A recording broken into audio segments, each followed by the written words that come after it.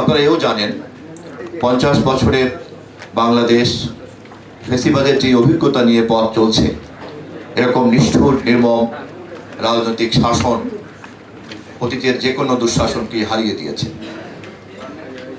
এবং এই দুঃশাসনকে সাংবিধানিকীকরণের একটা পদ্ধতি এবং প্রক্রিয়া গত 15 বছরে চলেছে। বিশেষ করে পঞ্চদশ সংশোধনী পাশ করার মধ্য দিয়ে আমাদের দেশের সংবিধানের মৌলিক চরিত্রটি বদল করে ফেলা হয়েছে। গোটা সংবিধানকেই করা হয়েছে ক্ষমতাসীন শাসক ফ্যাসিবাদী সরকারের ক্ষমতা পাকাপোক্ত করার দলিলে। জনগণের অভিপ্রায়, জনগণের আকাঙ্ক্ষার দলিল হওয়ার কথা যেই সংবিধানের, সেই সংবিধান আজ পরিণত হয়েছে জনগণকে বন্দী করার একটি দলিলে। এবং এই অপকর্মের মধ্যে সবচেয়ে গভীর ক্ষত সম্পন্ন অপকর্মটি হচ্ছে পঞ্চদশ সংশোধনী। আরো দুর্ভাগ্যজনক যে পঞ্চদশ সংশোধনীর এই প্রক্রিয়া, যা সম্পূর্ণভাবেই একটি অসাংবিধানিক প্রক্রিয়া, সেই অসাংবিধানিক প্রক্রিয়াকে উন্মোচিত করার জন্যই বাংলাদেশ জাতীয়তাবাদী দলের পক্ষ থেকে আজকে সেমিনার এবং সেমিনারের একটি মূল লিখিত প্রবন্ধ উপস্থাপন করা হবে। সেই লিখিত প্রবন্ধের উপরে আলোচনা করবেন আমাদের নির্ধারিত 2-3 জন আলোচক, সম্মানিত আলোচকবৃন্দরা। এরপরে সম্মানিত সভাপতি উন্মুক্ত করবেন আলোচনার জন্য এবং আপনাদের সকলেরই বিজ্ঞ মতামত আমরা প্রত্যাশা করব। এখন আমি আজকের এই সেমিনারের মূল প্রবন্ধ পাঠ করার জন্য আহ্বান করছি, অনুরোধ করছি সাবেক বিচারপতি এবং সুপ্রিম কোর্টের সাবেক রেজিস্ট্রার জেনারেল জনাব ইকতেদার আহমেদকে। জনাব ইকতেদার আহমেদ পাঠ করছেন আজকের সেমিনারের মূল প্রবন্ধ।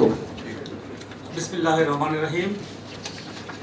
Honorable President of today's seminar, BNP Secretary General Mr. Alamg, distinguished members of the BNP Standing Committee, Excellencies, dignitaries, distinguished guests, dear media friends, ladies and gentlemen. Assalamu alaikum and good afternoon to you all. The keynote paper being presented today on behalf of Bangladesh Nationalist Party, BNP, has been prepared in consultation with constitutional experts, eminent jurists and legal academia, and with reference to different publications by reputed constitutional and political analysts, and with reference and relevant research publications. Besides the opinion of the learned amicus curiae appointed by the Supreme Court, relevant recommendations of senior parliamentarians, original recommendation of the Special Parliamentary Committee, opinion of different political parties, political discourse, opinion floated in the print and electronic media, home and abroad, and above all, the will of the people of the Bangladesh manifest across the country has been taken into consideration. The keynote paper is the research output of a regular academic exercise which is put forward for your comments and considered recommendations. We hope the recommendations will further enrich our paper. The paper which has been distributed to you and which is before you, it is elaborate and exhaustive, but I am going to read just salient features of the paper and skip some portion, enabling me to finish the paper within the stipulated time. And I think Honorable Secretary General will make the floor open after reading of my paper and after discussion by some discussions. BNP and now constitutionality of the 15th Amendment. BNP and other pro-democratic political parties are in massive mass movement to press home 10-point people's demands, including restoration of election time, non-party caretaker government. The ruling regime has taken an inflexible stand, outright dismissing the opposition proposition on the plea caretaker government has already been abolished through the 15th Amendment, and its reintroduction is not possible since it is no longer within the Constitution. The question is, which Constitution are we talking about? Does this Constitution really represent the will of the people? And we also know the Constitution is for the people and not people for the Constitution. In 1996, the BNP government introduced the non-party caretaker government, enacting 13th Amendment to the Constitution, showing due respect to the people's aspirations. The then opposition Aum League had waged destructive street agitation that included use of arson and 173 days of hartals, costing many lives, demanding mainly introduction of caretaker government on the pre-election under party-led government is not credible and acceptable to the people. The caretaker government was in fact the result of a political settlement arrived at through national consensus among all the stakeholders, including major political parties. On 30th June 2011, the ruling government, to cling to state power, surprisingly referring to a Supreme Court verdict, unilaterally repealed the NCJ in a majoritarian manner through enactment of 15 amendments that led to two next elections under the ruling party and the same Prime Minister, legitimacy of which is being seriously questioned. The unilateral abolition of caretaker government system and paving way for holding parliament election under the party in power and keeping the running parliament intact may be identified as the sole cause for today's political crisis. Consequently, the last two elections of 2014 and 2018 were totally flouted and failed elections without people's participation. The nation cannot afford to see another failed upcoming 12th national election. Next, judgment of the appellate division in the 13th amendment case and the constitutionality of the 15th amendment.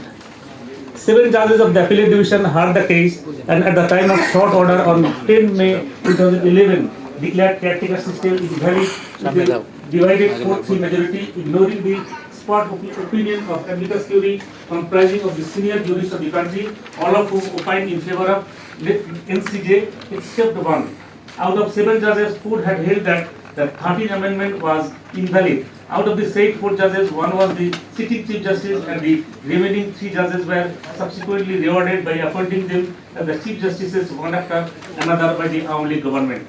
Though it was a divided judgment 4:3, the 3 judges with majority view who were already in favor of caretaker government were joined by 4 other judges, the majority view. So when short order was declared in the open court, all the 7 judges were unanimous regarding the holding of at least 2 elections under the NCJ for greater public interest and for the sake of national and state security.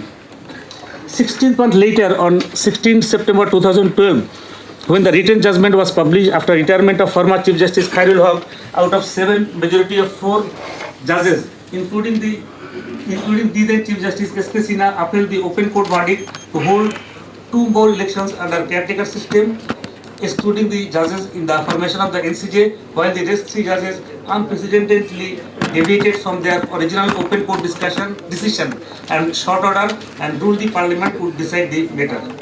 Now, calculation theory. On application of calculation theory, it is clear that majority judges of the appellate division were in favor of the holding next 2 elections under caretaker government system. The 3 judges, Justice M.A. Wahab Mia, Justice Nazmunara Sultana, and Justice Muhammad Iman Ali, who said the provision of caretaker government was valid and interferes the constitution, were joined by another judge, Justice S.K. Sinha, who held that the caretaker system is invalid, yet his position as to the next 2 elections under caretaker system was similar to that of the above 3 judges. Justice S.K. Sinha as well held the next 2 elections may be held under the existing caretaker government system, excluding the provision of appointment of retired judges as the chief advisors. The decision of the majority judges becomes the judgment of the court. On conclusion of the majority decision, so far as it directly and unequivocally relates to keeping caretaker system intact, at least for next 2 terms, excluding the judges, it is evident that the majority judges of the appellate division 4:3 were in favor of the 2 elections under NCJ. So the appellate division's decision in the 13th amendment case was that the next 2 national elections could be held under the non-party caretaker government system. Next is annulment of NCJ and intrusion by Supreme Court in settled political question. As already discussed, NCJ is a settled political matter as the caretaker system of government was passed by the Parliament as a political settlement on the basis of national consensus. By abolishing the NCJ, the court intruded into settled political matters, which is a clear violation of the doctrine of political question, a doctrine religiously followed and respected by our court in the past. Deviation from the short order declared earlier in the open court is a fraud on the court. Justice Khairullah materially changed his final judgment by adding the condition of parliamentary approval for holding the 10th and 11th parliamentary elections under the caretaker government system, which is a naked deviation from the judgment and short order declared in open court. The law of the land does not allow any retired judge to pronounce any undelivered judgment. A Supreme Court judge is subject to oath, and as soon as the judge retires, he is no more under oath. Thus, the question of delivery of judgment after retirement does not lie. Next, constitutionality of the 15th Amendment to the Constitution. The unilateral passage of the 15th Amendment in a Mediterranean manner by the Awami League-led alliance in 2011 in essence transformed the Constitution into a weapon that destroyed the political settlement reached in 1996. Awami League used it as a wicked fool to continue in the state power without people's mandate. Experts have been raising questions as to the legitimacy and constitutionality of the 15th Amendment on many grounds. Amongst others, firstly, by passing this amendment without holding the referendum, Article 142 of the Constitution was violated. Secondly, the head of the executive's rejection of the unanimous original recommendation of the Special Parliamentary Committee to keep the NCJ was a violation of the principle of separation of powers. Thirdly, about one-third of the Constitution was made unamendable by the 15th Amendment, though only the basic structure of the Constitution is unamendable. By rendering almost one-third of the Constitution unamendable, the Parliament gave those newly designated articles the status of the basic structure, which itself is a violation of the doctrine of basic structure. Constitutionality of such designation of unamendability has been questioned by the experts. To quote eminent constitutional expert Mr. Mahmood Islam, our Parliament cannot bind a successor Parliament. No reference was held. As per Article 7, the Constitution is the embodiment of the will of the people of Bangladesh, and it's not legitimate to amend the Constitution without their consent. Although the 1972 Constitution did not have it, the 5th Amendment incorporated referendum provision in the Constitution. The 12th Amendment, which was passed in 1991, based on a consensus between the Awami League and BNP, modified the referendum provision by limiting it to the amendment of the Crime Bill and few other articles 8, 48 or 56, including Article 142. Although an appellate division judgment found the 5th Amendment unconstitutional, the referendum provision limited to the Crime Bill and some other articles remained intact as it was included in the 12th Amendment in 1991. I am not reading the concerned portion of the Constitution. Now, next is 15th Amendment ignored the Special Parliamentary Committee recommendation. On 21st July 2010, a 15-member Special Parliamentary Committee was formed for amending the Constitution in the light of the judgment of the Higher Judiciary declared 5th Amendment invalid. 12 of whom were senior leaders of Awami League and the rest 3 belonged to the 14-party alliance. In the meantime, on 10 May 2011, the Supreme Court in a divided verdict and short order declared the 13th Amendment void, but unanimously ordered that the next 2 elections would be held under the existing system of NCJ. However, it is to be noted the Special Committee on 29 May 2011 on consultation with 104 distinguished personalities including 1 former President, the current Prime Minister, 3 former Chief Justices, senior political leaders, eminent editors and distinguished members of the civil society unanimously recommended to amend the Constitution, keeping intact the caretaker system with a 3-month tenure.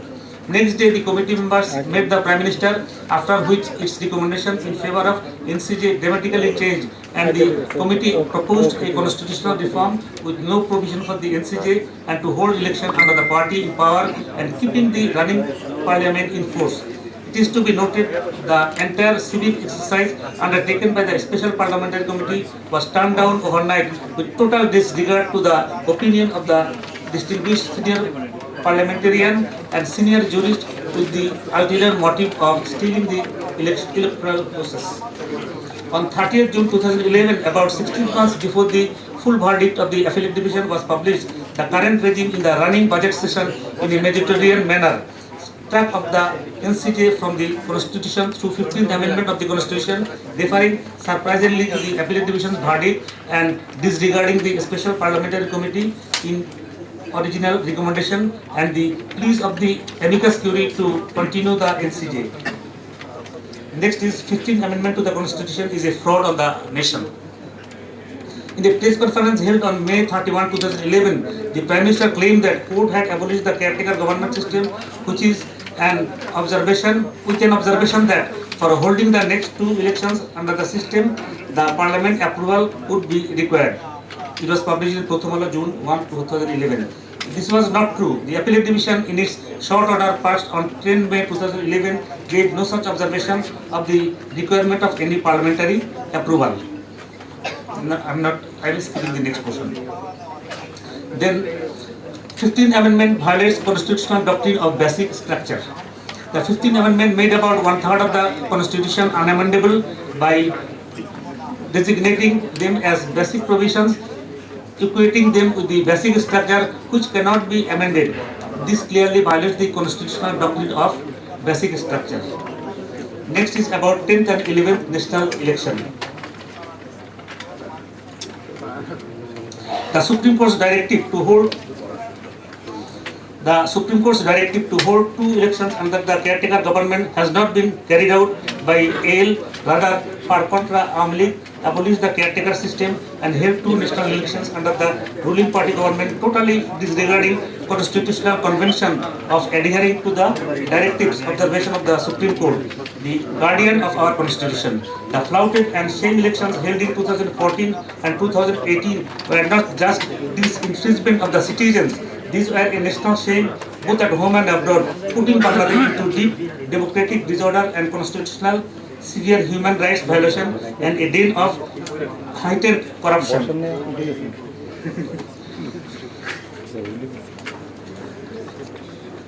Next, election time non-party caretaker government. It may be mentioned that the pro-democracy international community also expressed their concern about holding of free and fair election under the current environment in absence of democratic order and level playing field. The way BNP in 1996, having respect to national consensus, had introduced caretaker government system through 13th Amendment of the Constitution by passing a law in the Parliament, the current Amlig government, by respecting today's popular demand in fulfillment of the court's verdict, may, on national consensus on the basis of a new political settlement, revive NCJ not involving judges of the Supreme Court through necessary constitutional amendment in the current Parliament, addressing other issues as well to the extent identified as irregular and not in conformity with the Constitution that was in force immediate prior to the enactment of the 15th Amendment. It may be recalled on 12 February 2006, in her proposal for referendum of caretaker government for free, fair and neutral election placed in the Parliament as the then opposition leader, the incumbent Prime Minister had herself recommended, amongst others, to widen the scope of the Chief Advisor's appointment from the realm of the judiciary. Other issues raised in her said recommendation may also be addressed during the new enactment. Next, invoke the age-old doctrine of necessity. Reference may be drawn as to what could be done on the basis of national consensus to bring back democratic order, electoral integrity and level play field. The age-old doctrine of necessity may be invoked as had been rightly practiced in 1990 upon appointing the then Chief Justice as the head of the NCJ. The 1991 caretaker system had no constitutional basis, yet it was done based on all party consensus and later ratified by the subsequent Parliament. Under the then constitutional framework, such consensus was not legally enforceable, but it was done, and it had far-reached positive impact on democracy. In the current context of great political impasse, this is high time for invoking doctrine of necessity that says that which otherwise not lawful, necessity makes it lawful, and doctrine that say safety of the people is the supreme law and safety of the state is the supreme law. Free, fair, credible and participatory election is impossible, keeping the incumbent Prime Minister and the ruling regime in state power. The only solution lies in holding election under an election time neutral government, whatever be its title. Now is the time to echo Sir Winston Churchill as the bottom of all tributes paid to democracy is the little man walking into a little booth with a little pencil, making a little cross on a little bit of paper. No amount of rhetoric or voluminous discussions can possibly diminish the overwhelming importance on this part. Thank you all. Thank you all for giving me patience hearing. Now over to Thanks.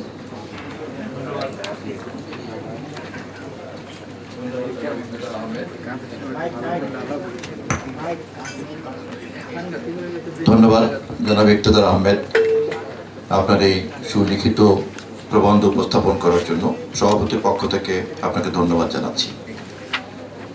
আমাদের সম্মানিত অতিথিদের মধ্যে ইতিমধ্যেই মার্কিন যুক্তরাষ্ট্রের দূতাবাসের একজন প্রতিনিধি মিস্টার ম্যাথু বে এখানে উপস্থিত আছেন। আমাদের এখানে উপস্থিত আছেন ডেলিগেশন অফ দ্য ইউরোপিয়ান ইউনিয়নের একজন প্রতিনিধি সেবাস্টিয়ান রেজার ব্রাউন মিস্টার এবং ইন্টারন্যাশনাল রিপাবলিকান ইনস্টিটিউটের প্রতিনিধি জোসেফ রোসেনবর্ন এখানে উপস্থিত আছেন সহ বিভিন্ন দূতাবাসের যে সকল প্রতিনিধিরা আছেন। I must thank them and welcome to them, the distinguished and dignitaries from all embassies who participated here. এখন এই উপস্থাপিত প্রবন্ধের উপরে আমাদের নির্ধারিত 2-3 আলোচক আলোচনা করবেন, তারপরে সম্মানিত সভাপতি আপনাদের সকলের জন্য উন্মুক্ত করবেন আলোচনা। প্রথমেই আলোচনা করছেন এই আলোচনার একজন নির্ধারিত আলোচক আমাদের সাবেক সচিব বিএনপি চেয়ারপারসনের উপদেষ্টা মন্ত্রীর অন্যতম সদস্য জনাব মোহাম্মদ ইসমাইল জবিউল্লাহ। জনাব Mohammad Ismail Zabihullah.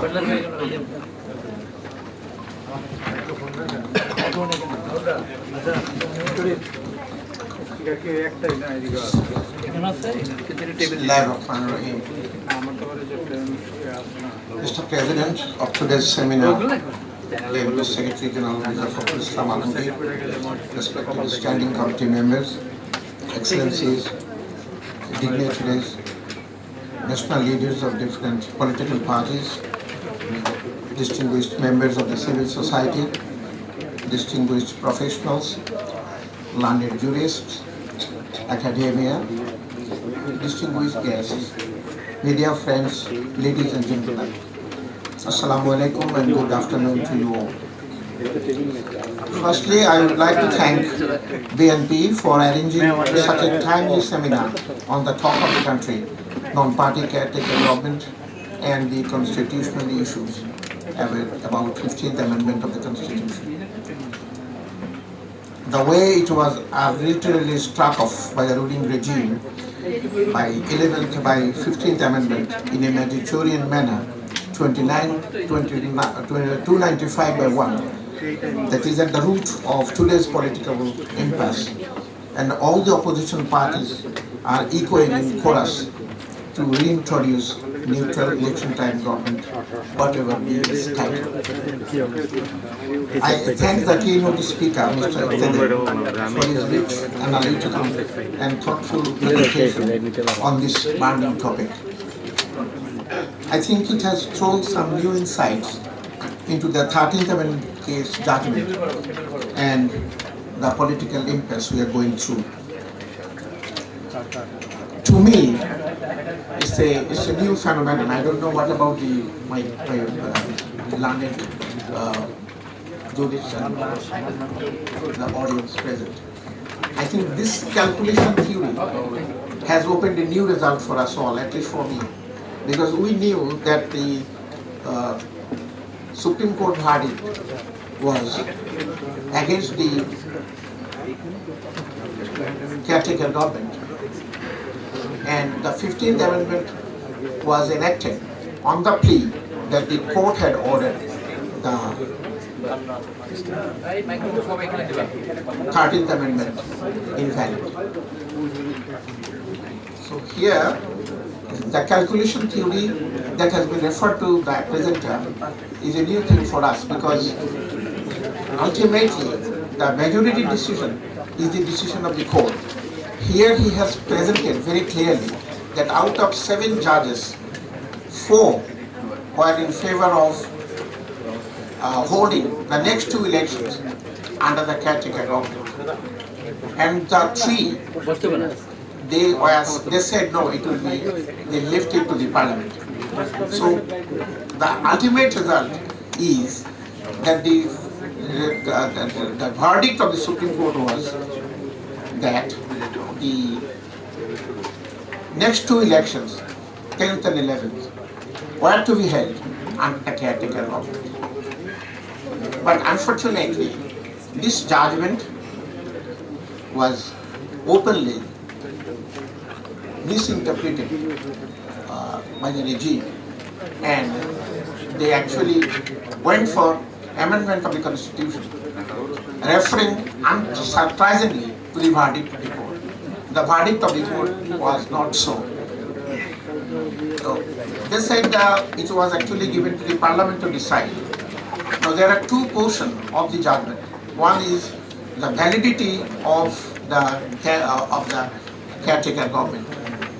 After passing the short order, it transpired that there were 2 portions of the judgment. One, the validity of the judgment, and another, holding of next 2 elections under the caretaker government. Now, in the first short order, which was given in the open court, all the 7 judges were virtually echoed the same thing, that the next 2 elections have to be under the caretaker government. And it was left to the parliament to say it was the liberty to reform the caretaker system. But keeping in mind that the court decided that the judges of the Supreme Court should not be involved. So naturally, it was we would like to request you to underline the word prospectively. I am tempted, the presenter did not, he has actually skipped, so let me read it for you. The first order, given the short order, that was the first thing. They said, yes, we may underline the word prospectively, because this one-party caretaker government was not declared instantly void, but prospectively after holding next 2 elections. So this is very important portion of the judgment. And where somebody said there is a grey area, to me there is no grey area, it is all crystal clear that it is a prospective order, not instant order. And the order was like this. And there are 2 things were reported. One, doctrine of necessity. When no other law is there, there is one law, that is the law of necessity. That makes lawful. So necessity is that judges found it very necessary, and they said that the security of the state is the super law, the supreme law. Security of the people is the supreme law. So they banked their judgment on these 2-3 issues.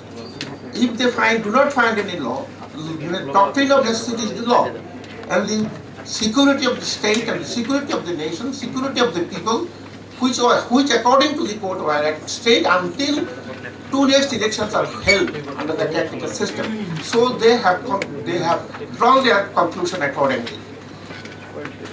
So they left it to the parliament not to decide whether the next 2 elections will be held under the caretaker or not. They left it to the parliament. They said the parliament is at liberty to go for reforming the constitution on the basis of their findings. Because they said next 2 elections there will be no involvement of the judges.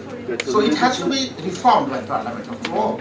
Because if the judges are not there, somebody else will be there. Then who will decide it? The parliament will decide it. So let them do the next action, the follow-up action of the judgment to translate the judgment into action to reality. That is what I say, and I think this is clear. Now the deviation from the short order given on 10th May and the last order that was given 16 months later, there was a deviation from the early order, from the short order. And the presenter has said the deviation from the short order later is actually a fraud on the court, because the court, the order that was given in the open order, open court, is the real order that has to be adhered to, and that the written order means that it only explain why that earlier order was given. There is no scope for deviation or whatever. It is not possible. And according to Mr. former Justice Mahmood Islam Choudhury, he said this is a criminal offense to do that. And Justice Sinha said that after writing this about when after retirement, this is illegal. So this naturally legitimacy, question of legitimacy arises about the validity of the judgment. Because this is a judgment is already given, so it is open for everybody to discuss. We can very much discuss whether it was at all. This is not a subject matter. And the calculation theory I was changing because 3 judges were in favor of the caretaker government from the very beginning. And these out of these 3 judges, one retired, and the other 2 judges were superseded. And the 3 judges who were in favor of against the caretaker government, they were made Chief Justice one after another as a reward for what they did. Anyway, this is a partial yes. About the 15th Amendment Constitution, there is a question. I really wonder. Article 142 of the Constitution gives the method of how to amend the Constitution. It says the people can amend the Constitution with 2/3 majority. It did not say they cannot do it, but the government did not go for referendum. They say that referendum is already obligated by 5th Amendment of the Constitution. But actually, the referendum has been saved by 12th Amendment of the Constitution. So if the 5th Amendment is abolished, the referendum does not go because part of it has been saved by the 12th Amendment. It is a part of the Constitution. But unfortunately, when I tried to find out what is that thing, I don't know. I did not find this in the Constitution book because after 2008, this is not available anymore in the book. In 2011, onward. So this, I don't know whether this is calculative actions from the paper or I don't know what. But this is on record. I have taken the book here. The 2008 book clearly says that if you are to bring any amendment to the Constitution, on this particular issue, and particularly the preamble, Article 8 and 56, and very Article 142, you have to go for referendum. And that has not been cleared yet. And there could be some debate, I don't know. But the government enacted an act, that is what we call Referendum Act. And it is a new enactment according to new researchers. So even if 5th Amendment did away with the referendum clause, 12th Amendment has saved it. That means referendum is still very much over there in the Constitution. Now if for the convenience we do not follow this, that is the constitutional expert only can say which one is correct. Now actually we need a political settlement because after all 10th and 11th parliament election already gone.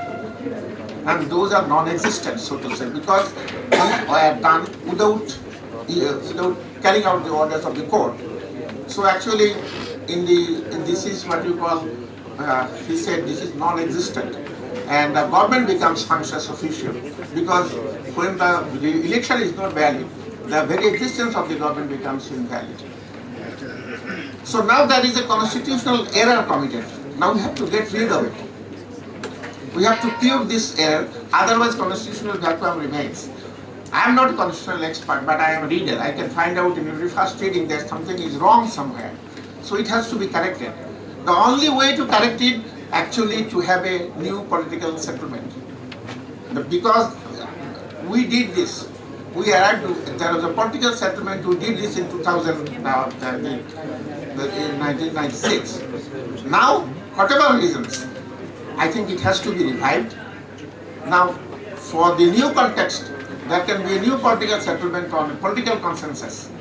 And I think that is the only way out. Because government, an election under the ruling government is no election, and that will not be any solution to the problem. Thank you very much.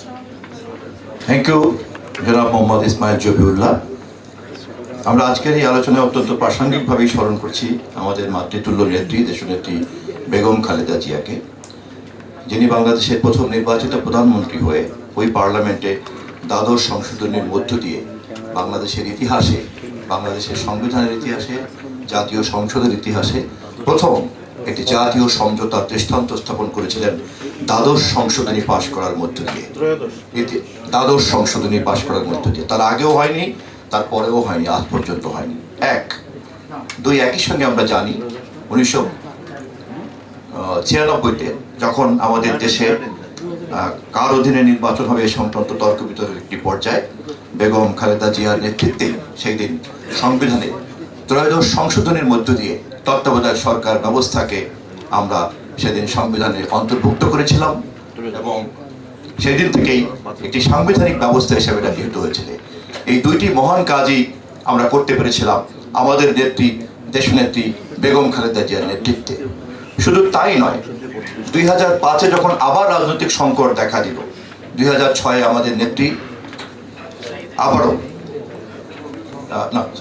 96-তে, ফলে এই সমঝোতাটা ভেঙে গিয়েছে। আজকে এই ভেঙে যাওয়া সমঝোতাকে এমনভাবে পঞ্চদশ সংশোধনীর মাধ্যমে সাংবিধানিকভাবে এটাকে বিধিবদ্ধ করা হয়েছে, সেটি আজকে দেশের প্রেমিক মানুষের সংকটের প্রধান কারণ। এই প্রেক্ষিতে এখন আমাদের প্রবন্ধের উপরে আলোচনা করবেন সাবেক রাষ্ট্রদূত, আমাদের সকলের অত্যন্ত পরিচিত একজন বিশিষ্ট নাগরিক জনাব সিরাজ ইসলাম সবুজ।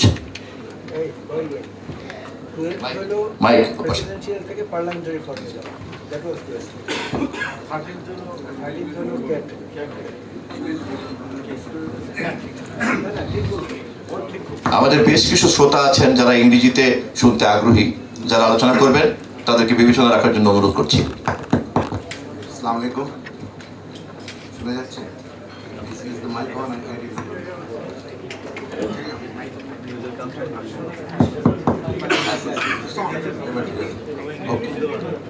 Okay. Thank you very much. First of all, let me tell all of you very frankly, I'm very, overawed by the title of this seminar today. It's written on the constitutionality of the 15th Amendment. I'm a constitutional expert. I've been a retired ambassador. I do write columns, and I am a layman. I can give a layman's interpretation of the 15th Amendment. But I must first of all, congratulate the writer, the presenter of this paper today. It is a brilliantly written paper. We have taken care of all the legal issues in a manner. In my casual reading of the paper, and as you presented, I can tell you very frankly and very clearly, with my common sense, that with this paper, if you present this as a brief in a court of law in the country, there's no fair law court of law in the country. Supposedly there was, or in international court, if you went to this paper and presented it, I'm sure it will be the easiest case for you to earn, because this regime in the last 15 years had made it clearly, plainly, simply evident, blatantly evident, that the 15th Amendment is nothing but what they tried in 1975 with the 5th Amendment, which is also known popularly as the Partial Amendment. Fourth Amendment, sorry, the 4th Amendment or the Partial Amendment. This has been their vision. Just 2-3 years after the War of Liberation, which was fought by all the people of Bangladesh, bearing a few whom we love to call Razakas and Al-Badrs, bearing this hand, you can count them by fingertips, the entire 700 million people of the country are united on cause of democracy, human rights and political rights. And just 3 years after that, the Constitution, which gave us the right to a parliamentary democracy, was turned on its head and replaced by a presidential form of government, which was nothing but the Bakshar vision of the Awami League, or a blatantly dictatorial, system of government. And within 3 years, it was written, but because of the unfortunate turn of events in 1975, the Awami League could not really, sort of make it a reality. Then in 1996, thanks to the BNP, thanks again to the BNP, because it is the BNP that after winning the 1996 February election, the February election of 1996, the BNP, because of his democratic credentials, took note of the aspirations amongst the people of Bangladesh, because by then the Awami League, with the two other political parties, namely the Jamaat and the Jatiyo Party, had taken country on its head, and there were 173 days of hartal, when there was all forms of violence you can think about, of which the Awami League now openly blames the other political parties. It committed those blatant acts of disregarding all sorts of humanity and human rights. So much so, we have forgotten, we always tend to forget our history. We brought, because of the intervention of the then Commonwealth Secretary General, the retired Governor General of Australia, Sir Ninian Stevens, came to Bangladesh, spent 2 weeks trying to negotiate, I don't know, 2 weeks or 2 months, I forget exactly, but 1 month or 2 months, he tried to negotiate with the BNP and the Awami League, but could not reach a settlement. But the BNP has done a lot of good things in the past, but unfortunately, because it does not have that sort of exposure in the media, these things are not reported as such. In 1996, the BNP could have done what the Awami League did in 2014, in January 2014. They held an election in which, this is funny, this is, যে আমরা মানে স্বাধীন সার্বভৌম দেশ, আমাদের লজ্জা থাকলে তো we should be hanging our head in shame.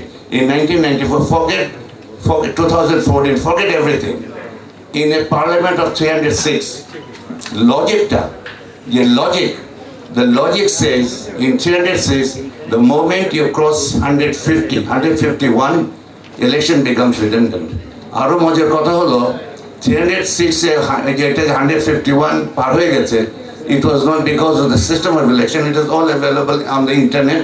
You can go open the election commission website, you will see that the fact that in 2014, a month ahead, it was known to the chief election commissioner, the election commission and the government and the people of Bangladesh, যে Bangladesh election তো কোনো দরকার নেই, 151 জন uncontested হয়ে গেছে। But such a funny country, এত বড় বড় কথা আমরা বলি, এই বলি সেই বলি, 151 জন হয়ে গেছে উইদাউট ইলেকশন, আসার পরে তো 154টা হয়েছে, whatever, 151টা হয়ে গেলে, if you are a civilized, sensible person, you should be hanging your head in shame. আমি তো I've been telling, আমার granddaughter is now 12 years, বড়টা তো বড় হয়ে গেছে, পাস করে গেছে, ছোটটা is now 12 years. Even if I discuss this with her, she will shame me. বলে না, what are you talking about? Out of 306, across 151, you still had an election. কিন্তু এইটা was known to the chief election commissioner, যে জন্য তৎকালীন chief election commissioner, when history will be allowed to be written objectively, he will have to answer in the court of history. 151টা পার হয়ে গেছে 1 মাস আগে জানতে পারি, তাই না? কি আমি জানি ইলেকশন লস টাইমে আমার যতটুকু মনে হয় লাস্ট ডল উইথড্রল কবে হয়, for an election I think is a month before the election. So it was known to him a month before the election that in 151, it's 153 6 second election হবে না। So in democracy, if you know the basic principles of democracy, Awami League যে বলে BNP আসেনি আমরা কি করবো, democracy এত সোজা হতো তাহলে তো ডেমোক্রেসি বলে কোনো সিস্টেম অফ গভর্নেন্স থাকতো না। Democracy the responsibility when the opposition, which was at that time a major political party, had been in power 2001 to 2005, তাদের একটা অবজেকশন ছিল, অবজেকশনটা কিন্তু আপনার মারবাড়ি আবদার ছিল না, অবজেকশন থেকে 2014 because they saw what, I'll come to that, 2014 যে ইলেকশনটা আওয়ামী লীগ করতে চেয়েছিল, সেই ইলেকশনটা যে কি, এটা I don't need to be a constitutional expert, you don't need to be a constitutional expert, you know, in 1996 BNP আপনারা খুব খোশ মেজাজে আপনি যখন আওয়ামী লীগ হাতে দেশটা দিয়ে দিলেন, assuming that they will respect, they waited, they saw, দেখেছে যে yes they won the election marginally, BNP কিন্তু ওই ইলেকশনটা মার্জিনালি হেরেছে। হারাতে what the Awami League saw, it is not going to realize the vision of Bakshal because election, constitution amendment করতে লাগে 2/3 majority. So ওই term 1996 to 2001 they remained quietly, চুপচাপ বসেছিল। বসে আরেকটা আপনারা 2001 to 2006 বিএনপি এসছে, BNP made a lot of mistakes and then brought India into the picture fair and square. যে কাজগুলো বিএনপি তখন করেছে, I don't want to go into those. As a result হয়েছে কি আপনি প্রণব মুখার্জির বইটা পড়েন, আপনি যেটা ওই 2017-এ লিখেছে, 2007-এ যখন জেনারেল মঈনুদ্দিন সাহেব যখন দিল্লিতে গেলেন, when he told Mr. Pranab Mukherjee, look, I'm very afraid, এই বিএনপি গুলো তো দুষ্ট লোক, এরা আসলে আমার তো they will kill me or they will do something bad to me. তখন Pranab Mukherjee said, don't you worry, we'll take care of you. Sorry, এটা পানিটা খেয়ে নিই। প্রণব মুখার্জি বলে দিয়েছে 2017 he exposed it. You see, 2008 election এটা নিয়ে কেউ কথা বলে না। 2008 election, 2014, 2018 blatantly মানে controversial. এটা আপনি বাচ্চা ক্লাস 2 ছেলেকে দিলেও বলবে, 2 বাচ্চা ছেলেও বলবে যে এটা কোনো ইলেকশন মানে এটা controversial. 2008 was another form of controversial election. এটা প্রণব মুখার্জির বই পড়লে বোঝা যায় সেখানে ডেটা ম্যানিপুলেশন হয়েছে। এটা আমি এটা সম্পর্কে তথ্য নেই বলে আমি বলতে চাচ্ছি না।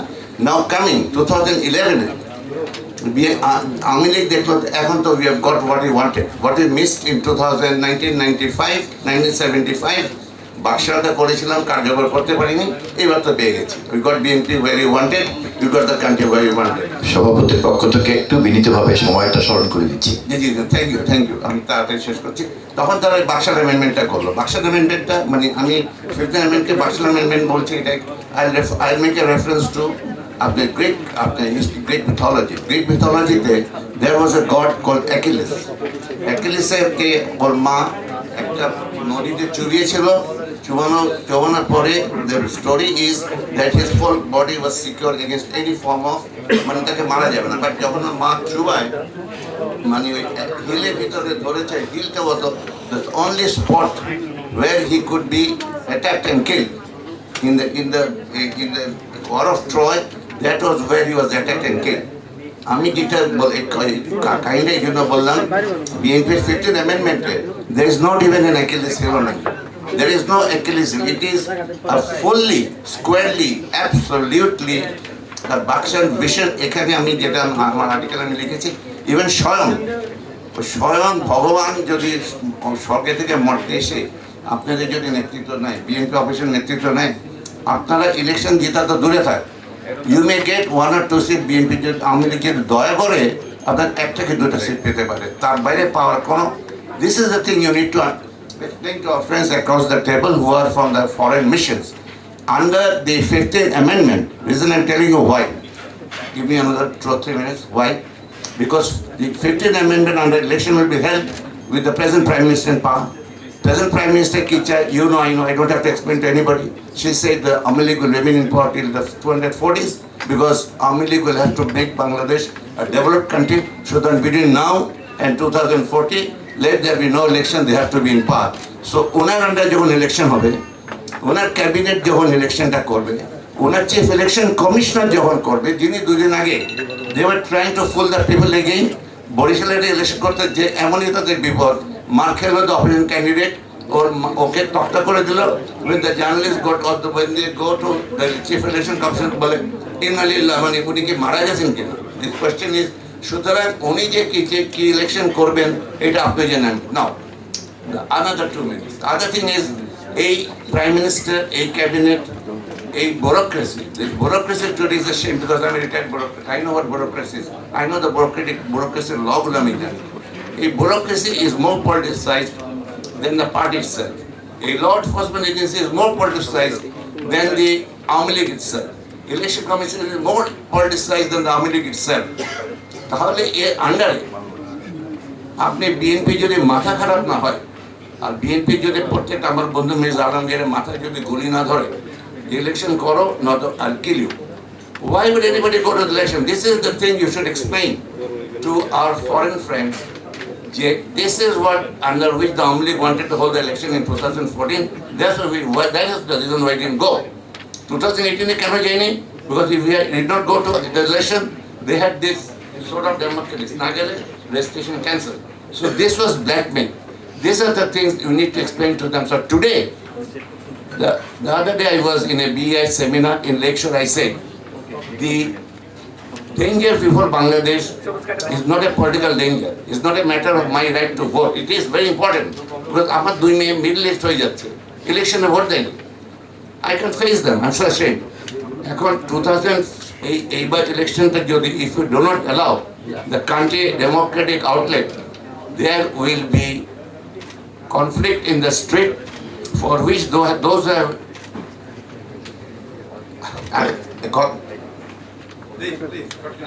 okay. মানে ফাইনাল কথা যেটা বলতে যাচ্ছি যে it is now thanks to the Awami League and the BNP credit আছে। আপনারা 2009 থেকে 2023 আজকে পর্যন্ত you are in the streets, no matter how much the Awami League spurn, you are getting stronger, more united. সুতরাং আপনারা you are on the right course. কিন্তু আপনাদের একটা জিনিস বলতে হবে, আপনার unless each and every member of the BNP a gun is held like the Pakistan is held on our head after 25th March 1971. Unless that is done, there cannot be an election. There has to be a democratic outlet for Bangladesh to come out of this existential fear, or else what will happen to the country, I don't have a crystal ball. And this is the responsibility of anybody who has a role in the welfare of Bangladesh, be it the foreign community, be it with the Bangladeshis. এটা আমাদের একেবারে, if we love Bangladesh, we must give our country a democratic outlet. 3টা election আমরা ভোট দিইনি, 4th ইলেকশনটাতে যাতে আমরা ভোট দিতে পারি। Thank you thank you. ধন্যবাদ জনাব সিরাজ ইসলাম সবুজ। এবারে আমি আলোচনা করার জন্য আহ্বান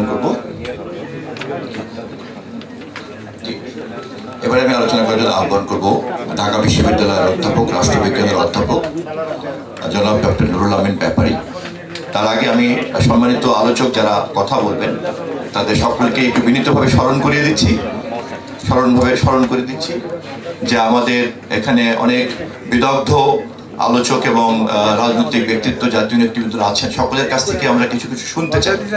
যে বিষয়গুলি একজন বক্তার মুখ থেকে উচ্চারিত হবে, আলোচিত হবে, অন্য কোনো পয়েন্ট থাকলে সেখানে আমাদের মনোযোগ থাকবে।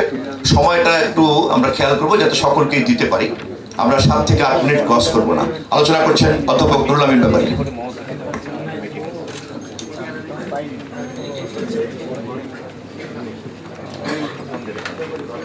বিসমিল্লাহির রহমানির রহিম। আলোচনা সভার সম্মানিত সভাপতি, বিদগ্ধ প্রবন্ধকার এবং আমার পূর্বে যে দুজন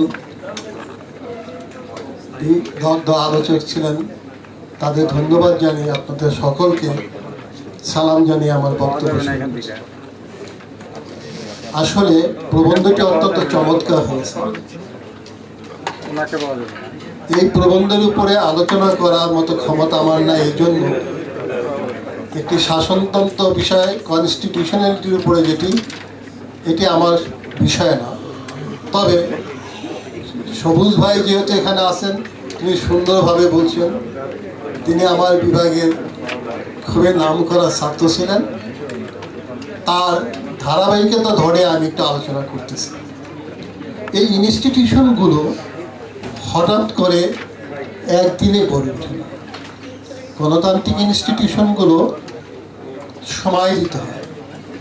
institution is like a tree, the more it will live, the more it will be strong.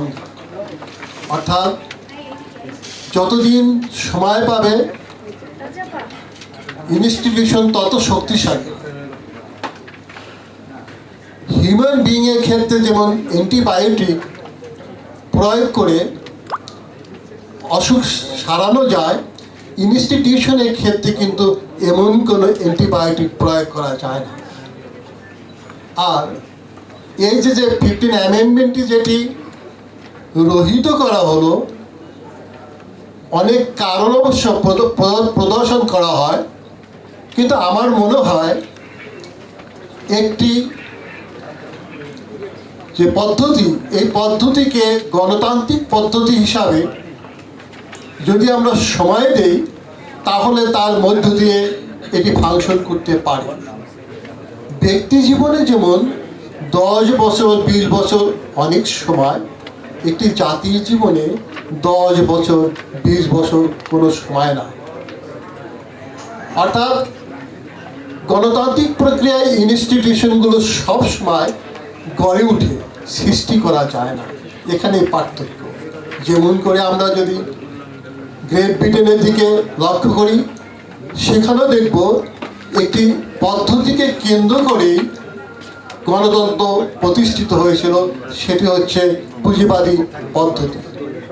আমার দেশে কিন্তু কেন এই ইনস্টিটিউশনগুলি গড়ে ওঠেনি, এই প্রসঙ্গে আলোচনা করতে গেলে আমি খুব সংক্ষেপে একজন সমাজ বিজ্ঞানী ভারতবর্ষ সম্পর্কে তার কিছু মন্তব্য এখানে আমি উল্লেখ করতে চাই। সমাজ বিজ্ঞানীর নাম হচ্ছে কার্ল মার্কস। তিনি কখনো ভারতবর্ষে আসেননি। ভারতবর্ষ সম্পর্কে তিনি যতটুকু জেনেছেন জে.এস. মিল, জন স্টুয়ার্ট মিলের লেখার মধ্য দিয়ে এবং ফ্রান্সিসকো বার্নিয়ারের ট্রাভেলস ইন মোগল ইন্ডিয়া, এটির মধ্য দিয়ে তিনি ভারতবর্ষ সম্পর্কে জেনেছেন। এবং ভারতবর্ষ সম্পর্কে জানতে গিয়ে তিনি এশিয়াটিক মোড অফ প্রোডাকশনে পুরোপুরি এই এলাকার একটা ব্যাখ্যা দিয়েছেন। সেই ব্যাখ্যাটি প্রকৃতপক্ষে ক্ষমতা কার হাতে থাকে। এখানে ক্ষমতাটি প্রকৃতপক্ষে centralisation of power, decentralisation of power এখানে নেই। যেমন করে আমার বর্তমান প্রধানমন্ত্রী যখন বলে আমি পাওয়ার চাই, আমি অ্যাবসলিউট পাওয়ার চাই, এটা তো ওই ধারাবাহিকতায় এখানে এসেছে। ফলশ্রুতিতে আমরা দেখব এই পদ্ধতিকে যদি আমাদের রক্ষা করতে হয়, আমি কিন্তু কারণগুলো বলতেছি কি জন্য, শুধু যেগুলি ঘটনা প্রবাহ যদি ঘটেছে এটি আমি বর্ণনা করতেছি না। সেই ক্ষেত্রে আমাদের দেখতে হবে যে এই পদ্ধতিটাকে কিভাবে টেকসই করা যায়। কারণ একটি মুরগির ডিম যদি আমরা নির্দিষ্ট পরিমাণে তাপ দেই তাহলে ফুটফুটে বাচ্চা দিবে, কিন্তু একটি কাঠখণ্ডকে যতই তাপ দেই না কেন সে কখনো বাচ্চা দিবে না। অর্থাৎ বস্তু তার গুণগত পরিবর্তনের উপরে ভিত্তি করে, গুণের উপর ভিত্তি করে পরিবর্তন সাধিত হয়। আমার রাষ্ট্রটি প্রকৃতপক্ষে এই গুণের উপর ভিত্তি করে তার পরিবর্তনটা সাধিত হবে। সেই ক্ষেত্রে আমার মনে হচ্ছে যে এই কনস্টিটিউশনকে ডেভেলপ করতে হলে তার যে গুণটি, সেই গুণটি হচ্ছে যে ইকোনমিক যে শক্তি, এই উপরে ভিত্তি করে আমার দৃষ্টিপাত করতে হবে। এবং ওটার উপরে ভিত্তি করে যদি দৃষ্টিপাত করা যায় তাহলে আমি দেখব একটি পদ্ধতি গড়ে উঠবে। যে কথা সবুজ ভাই সুন্দরভাবে বললেন, আওয়ামী লীগ কিন্তু ক্ষমতায় এসেছিল গণতন্ত্রের কথা বলে। ৭১ সালে যে যুদ্ধ হয়েছিল গণতন্ত্রকে সামনে রেখে হয়েছিল, গণতান্ত্রিক অধিকার আদায়ের জন্য। কিন্তু আমরা কি দেখলাম, 3 বছরের মাথায় শেখ মুজিবুর রহমান সাহেব বাকশাল পদ্ধতি তো চলে গেলেন। বাকশাল কিন্তু কোনো ক্রমে একটি গণতান্ত্রিক পদ্ধতি হতে পারে না। তাহলে কিসের জন্য গেলেন? ওই যে কথাটি আমি আগেই বলেছি, তার যেই গুণ, তার পার্টির যে গুণ, ওই পার্টির মধ্যে গণতান্ত্রিক কোনো যেই গণতান্ত্রিক যে ধারাটা এটি ছিল না। ফলশ্রুতিতে পলিটিক্যাল কালচারটি গড়ে ওঠেনি। পলিটিক্যাল কালচার করার অভাবে আমরা দেখব তিনি বাকশালে চলে গেলেন ক্ষমতাকে একটি কেন্দ্রে আনার জন্য। এবং পরবর্তী পর্যায়ে আমরা দেখব তারই কন্যা যেভাবে গত 2টো নির্বাচন করলেন, এই নির্বাচনটি ছিল প্রকৃতপক্ষে ওই বাকশালেরই ধারাবাহিকতা। তাহলে আমরা দেখতে পাই যে এই যে প্রবন্ধটি আজকে আলোচনা করা হলো, এই প্রবন্ধ অত্যন্ত সময়োপযোগী। আমি আশা রাখি আমরা সবাই এদিকে দৃষ্টিপাত করব। বিশেষ করে বিএনপির যারা স্ট্যান্ডিং কমিটির মেম্বার আছেন তাদের নিকট আমাদের আবেদনই থাকবো, যে আবেদনটি হচ্ছে যে ভবিষ্যতে যে দিনটি আসতেছে, যে সময়টি, এটি কিন্তু অত্যন্ত কঠিন সময়। রাজনীতি যেমন দেশের ভিতরে নির্ভরশীল হয়, সাথে সাথে কিন্তু বাহির থেকেও ইম্পোজ কিছু হচ্ছে, এবং সেই দিকে দৃষ্টি রেখে যদি বক্তাকে সহযোগিতা করার জন্য অনুরোধ করছি। এই জন্য তাদের প্রতি আমাদের আবেদন থাকবে, এবং আমি আশা রাখি ভবিষ্যৎ দিনগুলো আরো ভালো হবে। আপনাদের অনেক অনেক ধন্যবাদ। ধন্যবাদ জনাব অধ্যাপক নুরুল আমিন ব্যাপারী। এরপরে যারা আলোচনা করবেন তাদেরকে বিনয়ের সঙ্গে স্মরণ করে দিচ্ছি সময়ের বিষয়টি। আর গণমাধ্যমে যারা দায়িত্ব পালন করছেন, যারা এখানে আমরা আছি, তারা সবাই সহযোগিতা করব। গণমাধ্যম এর দায়িত্ব পালনরত যারা, আপনারা কাজ করতে গিয়েও খেয়াল রাখবেন যাতে বক্তার আলোচনার মনোযোগ নষ্ট না হয়। এখন আলোচনা করছেন বাংলাদেশ জাতীয়তাবাদী দলের ভাইস চেয়ারম্যান, আমাদের আইনজীবী ফোরামের নেতা, বাংলাদেশের গণতান্ত্রিক রাজনৈতিক দলের সম্মিলিতভাবে আইনজীবীদের যে সংগঠন, তার প্রধান ব্যক্তিত্ব, বাংলাদেশের সুপ্রিম কোর্ট বার অ্যাসোসিয়েশনের সাবেক সভাপতি জনাব অ্যাডভোকেট জয়নাল আবেদিন। উল্লেখ্য, তিনি এই বিষয়ের উপরে ইতিমধ্যেই একটি বই রচনা সম্পন্ন করেছেন, যা অনতিবিলম্বে বাজারে আসবে এবং আমরা এই বিষয়ে আরও অনেক বেশি আলোকিত হতে পারবো। কথা বলছেন অ্যাডভোকেট জয়নাল আবেদিন। বিসমিল্লাহির রহমানির রহিম। আমি শারীরিকভাবে আসলে অসুস্থ। আজকের এই সেমিনারের সম্মানিত সভাপতি, বাংলাদেশ জাতীয়তাবাদী দলের সম্মানিত মহাসচিব, স্থায়ী কমিটির সদস্যবৃন্দ, কিনোট প্রেজেন্টার, আমাদের সুপ্রিম কোর্টের রেজিস্ট্রার, সাবেক রেজিস্ট্রার ইফতেখার সাহেব, এবং রাজনৈতিক নেতৃবৃন্দ এবং আলোচকবৃন্দ, আসসালামু আলাইকুম।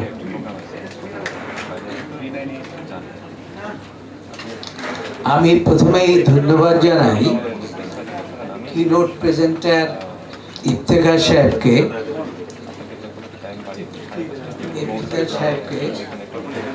আমি একটি কথা শুধু বলতে চাই, সেটা হচ্ছে যে বিষয়টির উপরে তিনি এই কি নোটটি প্লেস করেছেন, এই কি নোটটা আমি দেখেছি এবং পড়েছি। পড়ে আমার কাছে ভালো লেগেছে, তবে কিছু কিছু বিষয়ের উপরে আমি পরিষ্কার করতে চাই। সেটা হচ্ছে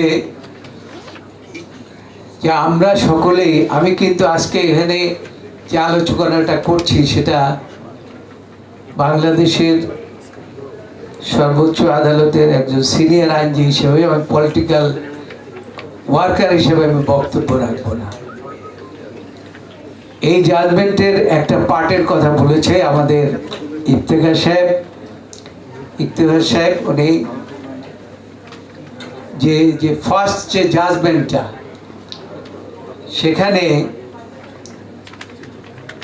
11 এবং 10 পার্লামেন্টটা কেয়ারটেকারের মাধ্যমে হতে পারে, এই কথাটি ছিল। এখন এই জাজমেন্টটা কিন্তু মূল জাজমেন্ট। আমাদের এই 15th এই যে কনস্টিটিউশনাল 13 অ্যামেন্ডমেন্ট জাজমেন্ট, যেটা এটার দুইটা পার্ট আছে। একটি পার্ট হচ্ছে whether we will accept it as a judgment of the highest court of the country,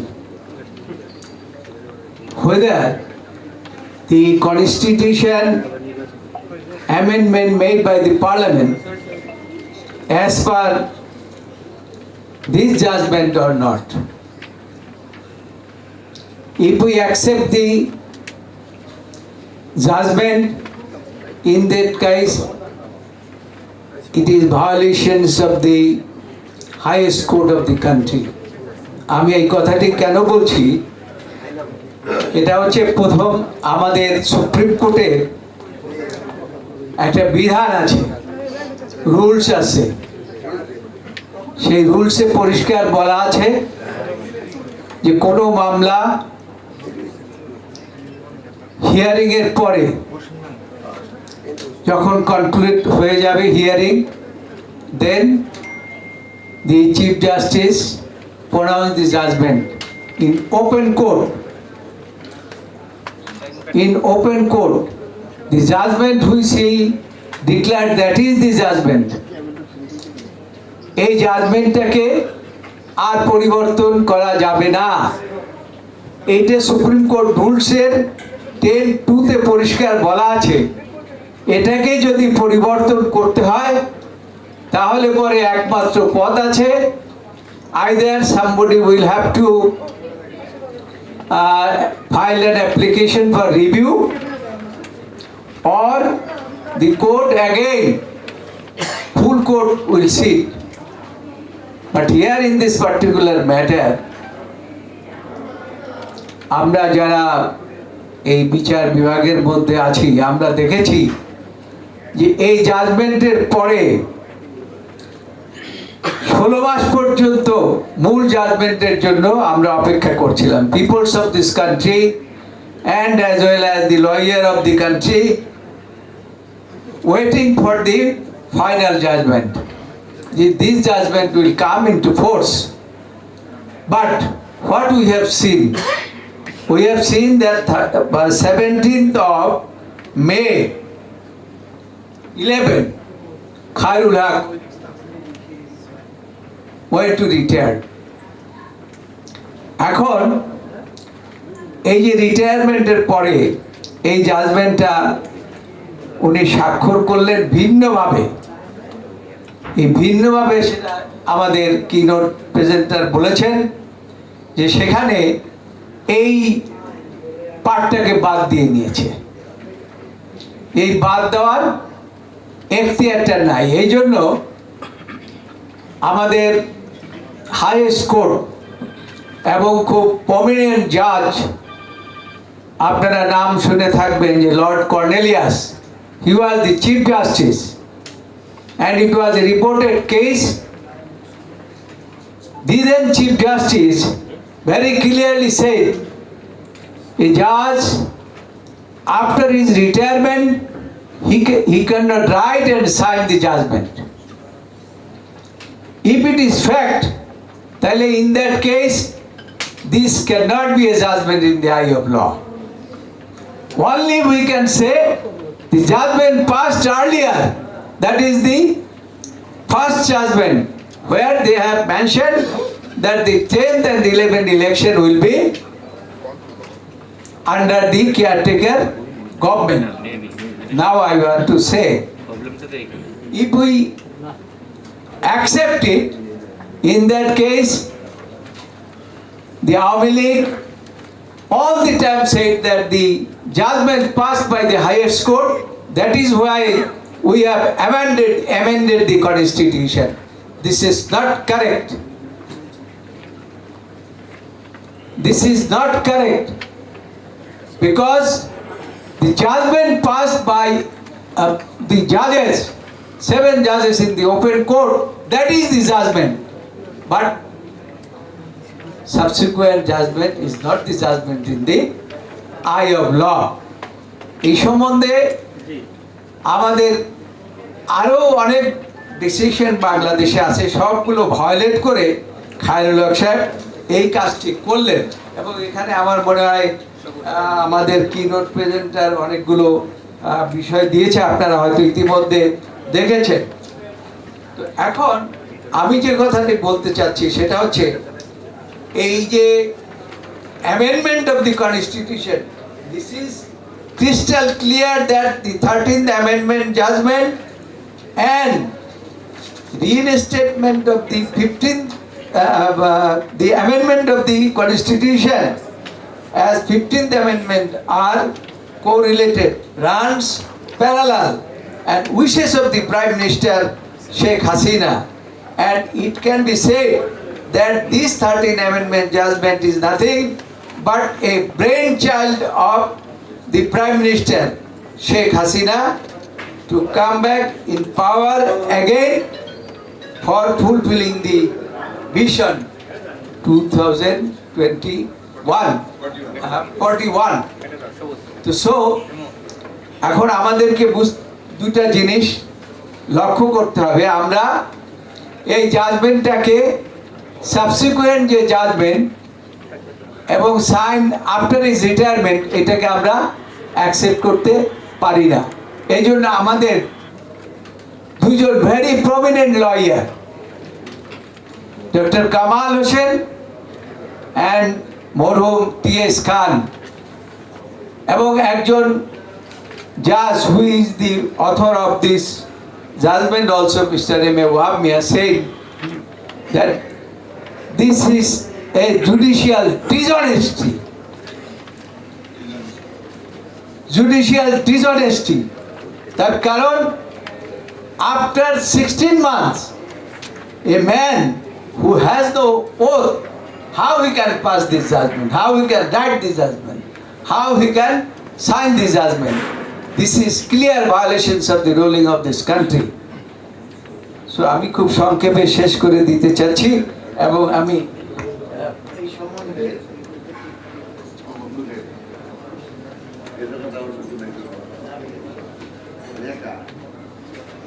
এই সম্বন্ধে আমি যখন when I was the president of the Supreme Court of Bangladesh,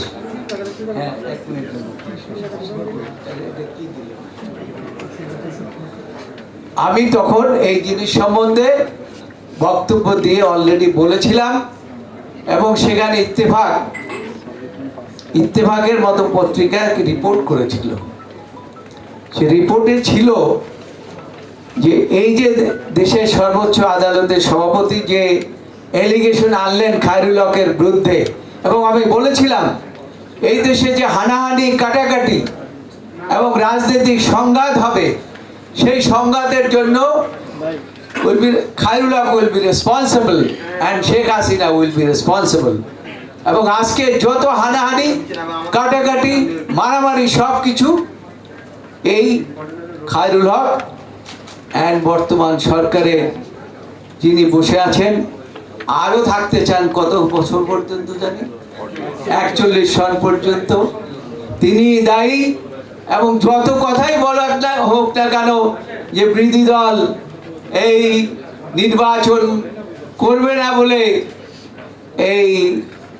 এই সমস্ত কেয়ারটেকারের কথা বলছে, এটা মোটেও সত্য কথা নয়। Thank you. জাজমেন্টকে তাদের নিজেদের মতো করে নেয়ার জন্যই তারা এই কাজটি করেছে এবং অ্যামেন্ডমেন্ট করেছে। সুতরাং আমি বলি এই পার্টটাকে অ্যাকসেপ্ট করলে this is the clear violations of the judgement of the highest court of the country. ধন্যবাদ, ধন্যবাদ আপনাকে। সকলকে ধন্যবাদ, এবং আমাকে সময় দেওয়ার জন্য সকলকে ধন্যবাদ জানাচ্ছি। আমরা এখানে উপস্থিত সকলের কাছ থেকেই কম বেশি গুরুত্বপূর্ণ মন্তব্য শুনতে চাচ্ছি, এবং মন্তব্যগুলিকে সর্বোচ্চ 5 মিনিটের মধ্যে দিলে আমরা সকলের বিজ্ঞ মতামত পেতে পারি। আমি বিনীতভাবে সে কারণে বারবার স্মরণ করে দিচ্ছি, যারাই কথা বলবেন 5 মিনিট সময় নির্ধারণ করা থাকলে ভালো হবে। আর আমার জন্য একটু বেয়াদবি হয়ে যাবে আপনাদেরকে স্মরণ করিয়ে দেওয়া। এখন কথা বলছেন বাংলাদেশের একজন বীর মুক্তিযোদ্ধা, বাংলাদেশের একজন প্রবীণ রাজনৈতিক নেতা, কল্যাণ পার্টির সংগ্রামী চেয়ারম্যান, আমাদের সকলের শ্রদ্ধাভাজন জনাব অবসরপ্রাপ্ত মেজর জেনারেল ইব্রাহিম, মোহাম্মদ ইব্রাহিম। সম্মানিত সভাপতি, বিজ্ঞ উপস্থিতি, সকলের প্রতি আমার শুভেচ্ছা এবং শ্রদ্ধা। আসসালামু আলাইকুম। I'll speak half of my time in English and half of my time in Bangla. Thank God I'll not speak in Chittagonian, the language of Amir Khusru Bhai. Then I can also do that. Let me read the paragraph. My neighbor, Mr. Junaid Sakli said, "Amra kar jonno kotha bolchi? Whom are we addressing? The people of the country or only this audience?" It's for both of them because it's being published, it's being expressed in online, live. I'm just reading out the extract of the judgment given by Justice A.B.M. Khairul Haq on the 10th of May 2011. It reads like this. It is hereby declared, 1. The appeal is allowed by majority without any order as to costs. 2. The Constitution 13th Amendment Act 1996, Act 1 of 1996 is prospectively declared void and ultra vires the Constitution. 3. The election of the 10th and the 11th Parliament may be held under the provisions of the above mentioned 13th Amendment on the age-old principles, namely, quod alias non est licitam necessitas licitam facit. English translation, that which otherwise is not lawful, necessity makes it lawful. Again, salus populi suprema lex. English translation, safety of the people is the supreme law. And again, salus republicate est suprema lex. Safety of the state is the supreme law. The parliament, however, in the meantime, is at liberty to bring necessary amendments, excluding the provisions of making the former Chief Justices of Bangladesh or the judges of the appellate division at the head of the non-party caretaker government. The Parliament of Bangladesh in the year 2011 violated the order of the Supreme Court. They did what they were not told to do. They did not do what they were told to do. This is one. I would like the minds in this August gathering to consider this. How do you involve the Parliament for violating an order of the court? I am a political worker, a retired Major General, a freedom fighter. I am not a legal mind. But I have bought this book as soon as it was published. I went through this book line by line to read what is left. Because the judgment is not only for the advocates and barristers, it is also for the people of the country. So the people of the country must understand it. And I tried my best to understand. Second point, Mr. Justice Khairul Haq and the bench which gave the judgment, or on whose behalf he gave the judgment, in the year 2012, that is 16 months after the first judgment, they violated their own orders. I don't know what is the legal remedy against it. We are talking in the year 2023. We should have talked in the year 2012 that you have violated this, what to do. The bench of the Supreme Court had to ask that you, Governor of Bangladesh, before my judgment being given in detail, acted on it wrongly. If somebody is sentenced to death, the death sentence is not carried out till the full judgment is delivered. Am I right, sir? You can go for a appeal, you can go for a review. Now this is a death sentence on the Constitution of Bangladesh, on the Article 56 of Bangladesh. How did you implement it before the judgment was given in full? I am not going into the provisions of whether a judge can deliver, honorable judge can deliver a judgment after retirement. I am not going into it because it has been a practice in this very Supreme Court and High Court for a long time. Till Chief Justice Sinha probably pointed it out that you don't give it after retirement. So we are not bothered on that. I now go to the other part, addressing the BNP High Command here and my political colleagues who are here. We are not going to make a decision today that this is in the Constitution, therefore it is to be implemented. So what next is the big question. We all agree probably, if I am to ask a vote of confidence here, probably everyone will say that the Constitution of Bangladesh still holds the provision that caretaker government is valid. If we take a decision, it doesn't solve the problem tomorrow morning. যেটা বাংলায় বলতাম যে আমি অনেক গরম বক্তৃতা দিতে পারবো, কিন্তু এই গরম বক্তৃতার ফলে তো প্রধানমন্ত্রী কালকে রিজাইন করতেছে না, তাহলে তোমার গরমটা একটু কমাও। তা আমি সেই জন্য বলতে চাচ্ছি যে হোয়াট ডু উই ডু? আমরা যদি সিদ্ধান্ত নিই যে এটা constitutionally valid, what do we do next? এই উত্তর রাজনৈতিক কর্মী মেজর জেনারেল ইব্রাহিম হয়তো দিতে পারবে না, এটা একান্তভাবেই আমাদেরকে সম্মানিত বিপ্লব প্রায় আইনজীবী ভাইদেরকে দিতে হবে। Now I have raised two basic questions. আর একটা কোয়েশ্চেন আমাদের সম্মানিত প্রবন্ধ রচনাকারী, the paper presenter, former judge Mr. Iqtidar, he has written an excellent paper, very knowledgeable output. We thank him, but the point is, his paper is also not going to solve the problem. So how do we solve the problem legally? Now today's session is to aware us, all the people of Bangladesh and the people inside this room, of the legal provisions, that where do we stand. Now I, as a political worker, he has raised a question, and Mr. Ismail Zabiullah, a very distinguished former secretary of the government, he has also uttered this word, political settlement. Now, the political leaders of this country who are in the opposition face a question. How do you go for a political settlement? Do we force the government of Bangladesh today, the incumbent government, to work for a political settlement by political activism on the street? Or do we force the government of Bangladesh to work for a political settlement through these constitutional means, or probably a mixture of both the methods? তো আমাদের বাংলাদেশের জনগণ যারা এটা শুনছেন আজকে, তাদের প্রতি আমি সম্মান জানাচ্ছি, শ্রদ্ধা জানাচ্ছি। এখানে যারা আমরা আছি, আসলে আমরা একটা সাংবিধানিক সংকটের মধ্যে আছি। এই সাংবিধানিক সংকটটাকে সম্পন্ন করার দুটো রাস্তা, একটা জনগণের মাধ্যমে, জনগণকে নিয়ে রাজপথের মাধ্যমে, আর ঠিক আদালতের মাধ্যমে। আদালত 2011 সালে আমাদের প্রতি বৈরী আচরণ করেছিলেন বলে আমি মনে করি। I hope it is not a statement of contempt of court. এই বৈরী আচরণটাকে শুদ্ধ করার, সংশোধন করার রাস্তা আমাদের কাছে তো জানা নাই। এটা আমরা পারি কিনা, আজকের এখানে আলোচনার মাধ্যমে কোনো রাস্তা বের হয় কিনা, আমি সেই আবেদনটা করছি। ধন্যবাদ। বাংলাদেশ কল্যাণ পার্টির পক্ষ থেকে এবং মেজর জেনারেল ইব্রাহিমের পক্ষ থেকে, on behalf of Bangladesh Kalyan party and freedom fighter major general Syed Mohammad Ibrahim, chairman Bangladesh Kalyan party, all regards and good wishes to distinguished foreign diplomat guests and all our brothers from Bangladesh. Assalamu alaikum, Allah Hafiz. Thank you. বীর মুক্তিযোদ্ধা জনাব মোহাম্মদ ইব্রাহিম এবার বক্তব্য রাখছেন, আলোচনা করছেন গণতন্ত্র মঞ্চের অন্যতম নেতা, নাগরিক সংহতির নেতা জনাব জুনায়েদ সাকি। গণসংহতির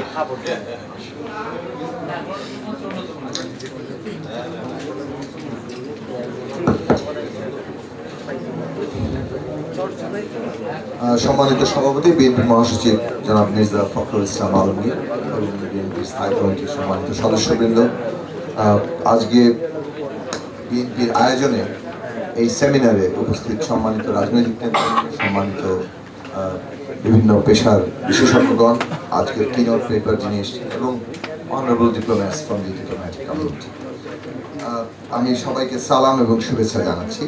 প্রথমেই আমি ধন্যবাদ জানাবো জনাব তিনি এই প্রশ্নে যা বলার সংক্ষেপে অত্যন্ত সুলিখিতভাবে এখানে উপস্থিত করেছেন। হেডলাইনটা ছিল constitutionality of the 15th Amendment. One straight answer: the 15th Amendment is unlawful and unconstitutional, and hereby this government since 2014 is unconstitutional. Detailed discussion we can have. We're actually interested after the seminar with some, especially those who are not able to understand Bangla. I have to speak in Bangla now because আমার ধারণা যে the media is here. So আমি যে কথাটা বলতে চাই যে দুটো বড় বিষয় আছে এখানে, যেটা বারবার সবাই বলা হয়ে গেছে, আমি আর এটা রিপিট করব না। একটা হচ্ছে যে বাংলাদেশে একজন চিফ জাস্টিস তিনি তার নিজের অর্ডার বদল করেছেন। এটা এমনকি চাকরিতে থাকলেও তো কেউ করতে পারে না, নিজের অর্ডার বদল করতে কি পারেন কেউ? শর্ট অর্ডার মানেই তো অর্ডার। পরেরটা এখানে পরিষ্কার করে বলা আছে যে the judgment in detail would follow. তার মানে ওটা ডিটেইল জাজমেন্ট, ডিটেইলটা, কিন্তু অর্ডার তো এটা একটা আইনি ইয়াতে শর্ট অর্ডার, তাহলে আমরা ফুল অর্ডার, এবং আমরা দেখলাম যে এটাকে ফাইনাল অর্ডার বলা, এবং পুরো টেলিভিশন টক শো এতদিন ধরে এসে যাচ্ছে যুক্তি একটাই যে ফাইনাল অর্ডার কি দিয়েছে। ফাইনাল অর্ডার বলে তো আসলে কোনো অর্ডার নেই, একটাই অর্ডার, সেটাই ফাইনাল অর্ডার। সুতরাং শর্ট অর্ডারের মধ্যে যেটা আসলে ফাইনাল অর্ডার তিনি দিয়েছেন, ওইটা ডিটেইলটা তিনি পরে দেওয়ার কথা, কিন্তু উনি তার ডিটেইল অর্ডারে গিয়ে নিজের অর্ডার বদল করে ফেলেছেন এবং সেটা রিটায়ার্ড অবস্থায়। তো আমার ধারণা যে বাংলাদেশের ভবিষ্যৎ ইতিহাস, বাংলাদেশের সাবেক বিচারপতি, প্রধান বিচারপতি জনাব খায়রুল হকের অবস্থান, তার কোথায় স্থান হবে সেটা নিশ্চয়ই নির্ধারণ করবে। তো তিনি যে পলিটিক্যাল সেটেলমেন্টটা ভেঙে দিয়েছেন সেটা খুব পরিষ্কারভাবে বোঝা যাচ্ছে, কেননা তার ওই তথাকথিত ফাইনাল অর্ডারের রেফারেন্সেই এখনো পর্যন্ত সরকারি দল ব্যবহার। কিন্তু এটা যতটা না সুপ্রিম কোর্টের জাজের প্রধান বিচারপতির বিষয়, তার আগে অনেকগুলো ঘটনা ঘটে গেছে। যে একটা বিষয় হচ্ছে যে পূর্ণাঙ্গ রায় না আসা পর্যন্ত এবং রিভিউ করার সুযোগ থাকার যে জায়গা, সেগুলো বাদ রিভিউ কি করা হয়েছিল? হ্যাঁ, সেটাই বলছি যে রিভিউ করার কোনো সুযোগ না দিয়ে আপনি একটা পূর্ণাঙ্গ রায় আসেন এবং যে পূর্ণাঙ্গ রায়ের বিরুদ্ধে রিভিউ করার অপশন, অধিকার আছে, সেটা না রেখে এত তড়িঘড়ি করে যখন 31শে জুন এই পঞ্চদশ সংশোধনী পাশ করা হলো, সেটাও যে আনকনস্টিটিউশনাল সেটা এখানে পরিষ্কার করে বলা আছে। এবং এই জিনিসটা পঞ্চম সংশোধনী বাতিলের সুযোগে তারা যে আসলে দ্বাদশ সংশোধনীর বিধানও বাতিল করে দিয়েছে। এমনকি দ্বাদশ সংশোধনীর এই গণভোটের ব্যবস্থা বাতিল করতে হলেও আসলে দ্বাদশ সংশোধনী অনুসরণ করেই বাতিল করতে হয়। যতক্ষণ না পর্যন্ত প্রেসিডেন্ট সাইন করছেন ততক্ষণ পর্যন্ত দ্বাদশ সংশোধনী ভ্যালিড, এবং দ্বাদশ সংশোধনী অনুযায়ী তাকে সংবিধান সংশোধনের জায়গায় যেতে হবে, এবং সেখানে যেহেতু গণভোট ম্যান্ডেটরি, গণভোট তাকে যেতে হবে। ফলে সেদিক থেকে তারা গণভোট করেনি। এখন এতগুলো বিষয় কিন্তু 2011 সালের জুন মাসেই হয়ে গেছে, এবং এই বিষয়গুলো নিয়ে টক শোতে কিংবা অন্যান্য জায়গায় আমরা আলোচনা হয়েছে। কিন্তু যেভাবে আইনি প্রতিকার কিংবা আইনের প্রতিকারের ভিত্তিতে রাজনৈতিক সংগ্রাম, সেটা আমার ধারণা বিএনপি নেতৃবৃন্দ ভালো বলতে পারবেন সে বিষয়ে তাদের ভূমিকা, এই উদ্যোগ কেন তারা নেন। তবে এটা আমরা পরিষ্কারভাবে এখন বুঝতে পারি যে বাংলাদেশে এটা কেন নেওয়া হয়নি, কেন নেওয়া যাচ্ছে না। বাংলাদেশে একটা সুপ্রিম কোর্ট আদালত আছে যেখানে সম্পূর্ণভাবে এই সরকারের কর্তৃত্ব কায়েম আছে। এটা এখন খোলাখুলিভাবে বলা দরকার, কারণ খোলাখুলিভাবে বলা দরকার। তার জন্য যদি আমাদের মানে কি বলে যে নানা রকম হেনস্থার মুখোমুখি হতে হয়, তাহলে সেটা আমাদের হতে হবে। কারণ আমরা এই কোর্টে গিয়ে, যেমন আমরা নিজেরা গিয়েছি, এখানে অ্যাডভোকেট হাসনাত কাইয়ুম আছেন, তিনি আমাদের লয়ার ছিলেন। যখন 111 সরকার এই যে রাজনৈতিক দল নিবন্ধনের আইন সহ এই মানে এই 90-এর ধারা, কাইম ভাই কোথায় গেল, 90-এর বি যে এই প্রভিশন গুলো আছে, সেটার অনেকগুলো ধারা বিধান সরাসরি মানে সংবিধানের সাথে সাংঘর্ষিক। সেটা নিয়ে কিন্তু আমরা কোর্টে গিয়েছিলাম, সেই কোর্টে হিয়ারিংই পাওয়া যায় না, সেটা নিয়ে শুনতেই আগ্রহী না, এখন পর্যন্ত সেটার হিয়ারিং হয়নি। কিন্তু এইরকম একটা বিষয় যেটা বাংলাদেশে আওয়ামী লীগ এবং তার মিত্ররা দিনের পর দিন আন্দোলন করেছে, এবং গভর্নমেন্ট আছে বিএনপি যারা প্রথমে এটা মানতে চায়নি, এবং শেষ পর্যন্ত তারা এটা মেনেছে। কারণ বাংলাদেশের প্রধান দুই রাজনৈতিক দল যারা প্রায় 70%-এর উপরে ভোটের প্রতিনিধিত্ব করেন, তারা এসে একটা এগ্রিমেন্টে এসছেন যে বাংলাদেশে এই ব্যবস্থার সমাধান হচ্ছে তত্ত্বাবধায়ক ব্যবস্থা। সেইটাকে তারা আনসেটল করলেন এত দ্রুততার সাথে। তো সেইটা তো কোর্টকে যে ব্যবহার করা হয়েছে, এবং তার পরবর্তীতে তারা কি কোন জায়গায় অবস্থান করছেন, সেই সমস্ত বিচারকদের অবস্থান দেখলে আমরা পরিষ্কারভাবে এটা বুঝতে পারি। ফলে এখন কোর্টে গিয়ে এই যে ভায়োলেশনগুলো হয়েছে, এটা কি কোর্ট 15 অ্যামেন্ডমেন্টকে অবৈধ ঘোষণা করবে? এই আস্থা আজকে বাংলাদেশে নাই। না থাকার কারণটাও খুব পরিষ্কার যে আমাদের দেশে ক্ষমতার এমন একটা কাঠামো তৈরি করা হয়েছে। আপনারা যদি পেপারের দিকে খেয়াল করেন, যে এখানে বলা হয়েছে যে 9 জন অ্যামিকাস কিউরি তারা আদালতকে, তার মধ্যে 8 জন পরিষ্কারভাবে এটার পক্ষে অবস্থান নিয়েছিলেন। তারপরে তারা 15 সদস্য বিশিষ্ট একটি পার্লামেন্টারি কমিটি করেছে, যারা ইউনানিমাসলি একটা সিদ্ধান্তে পৌঁছেছেন। সেই সিদ্ধান্ত হচ্ছে যে তত্ত্বাবধায়ক ব্যবস্থা রাখতে হবে, এবং তারা 104 জন এমিনেন্ট সিটিজেনের সাথে কথা বলেছেন। এমনকি প্রধানমন্ত্রী শেখ হাসিনাও এইখানে তত্ত্বাবধায়ক ব্যবস্থার পক্ষে অন্তত এই কমিটির সামনে বলেছিলেন। একদিনের মধ্যে তিনি এই সকল কিছু বাতিল করে দিতে পারলেন। কতটা তুরীয় ক্ষমতা, ট্রান্সেন্ডেন্টাল পাওয়ার আমাদের দেশে একজন প্রধানমন্ত্রীর হাতে আছে। মানে আমাদের দেশের প্রধানমন্ত্রীর পাওয়ার তো যে কোনো জার কিংবা মুঘল সম্রাটের চেয়ে বেশি, এটা আকবর আলী খান বলেছিলেন। তো এখন আমরা দেখতে পাই যে এইগুলো এখানে ঘটেছে। এবং এই যে ক্ষমতার কাঠামোটা, যে ক্ষমতার কাঠামো একজনকে এত তুরীয় ক্ষমতা দেয়, সমস্ত প্রতিষ্ঠান এমনকি আদালত পর্যন্ত শেষ পর্যন্ত তার অধীনস্থ হয়ে পড়ে, এবং তাকে এইভাবে ম্যানিপুলেট করা যায়, এইটা হচ্ছে বাংলাদেশের মূল সমস্যা।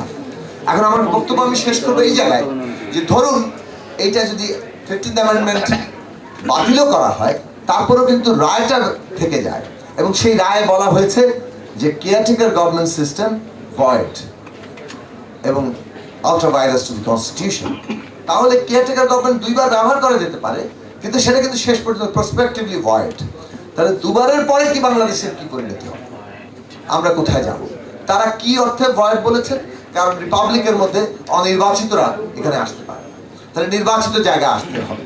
কিভাবে নির্বাচিত জায়গা আসতে হবে সেটা তো একটা প্রশ্ন, কিন্তু কিভাবে এই কেয়ারটেকার ব্যবস্থা আসলে গিলে খাওয়া একটা অবস্থার সৃষ্টি হলো বাংলাদেশে, সেটা কিন্তু সবচেয়ে গুরুত্বপূর্ণ প্রশ্ন, যে প্রশ্নের সংকটের মধ্যে আমরা এখন পর্যন্ত আছি, যেটা শুরু হয়েছে 1972 সাল থেকে এই সংবিধানের ক্ষমতা কাঠামোর দিক থেকে।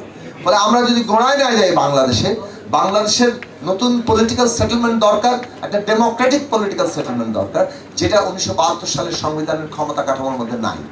ওইখানে কোনো ডেমোক্রেটিক পলিটিক্যাল সেটেলমেন্ট হয় নাই। ওখানে সমস্ত ক্ষমতা একজন ব্যক্তির হাতে, all power to the prime minister, এই সমস্ত একটা সেটেলমেন্ট তৈরি হয়েছে। সেই সেটেলমেন্টের উদ্দেশ্য রাজনৈতিকভাবে বিভিন্নভাবে আমরা ব্যাখ্যা করতে পারি, যে ওই 72 সালেই বাকশাল প্রতিষ্ঠা হয়ে গেছে, বাকশাল জাস্ট কেবল তার পরিণতি মাত্র, অথবা 72 সালে আজকের যে যেমন একটা ফ্যাসিস্ট রাষ্ট্র তৈরি হয়েছে, এটা তৈরি হয়ে গেছিল তার ভিত্তি, যেটা আজকে 53 বছর পরে এসে এটা কেবল তার পরিণতি মাত্র। কাজে আমরা যদি ওই ফ্যাসিস্ট ব্যবস্থার সংস্কারের জায়গায় না যাই, আমরা যদি অন্তত 5টা গুরুত্বপূর্ণ পয়েন্ট এখানে আছে যেটা আমাদের জোরের সাথে তুলতে হবে।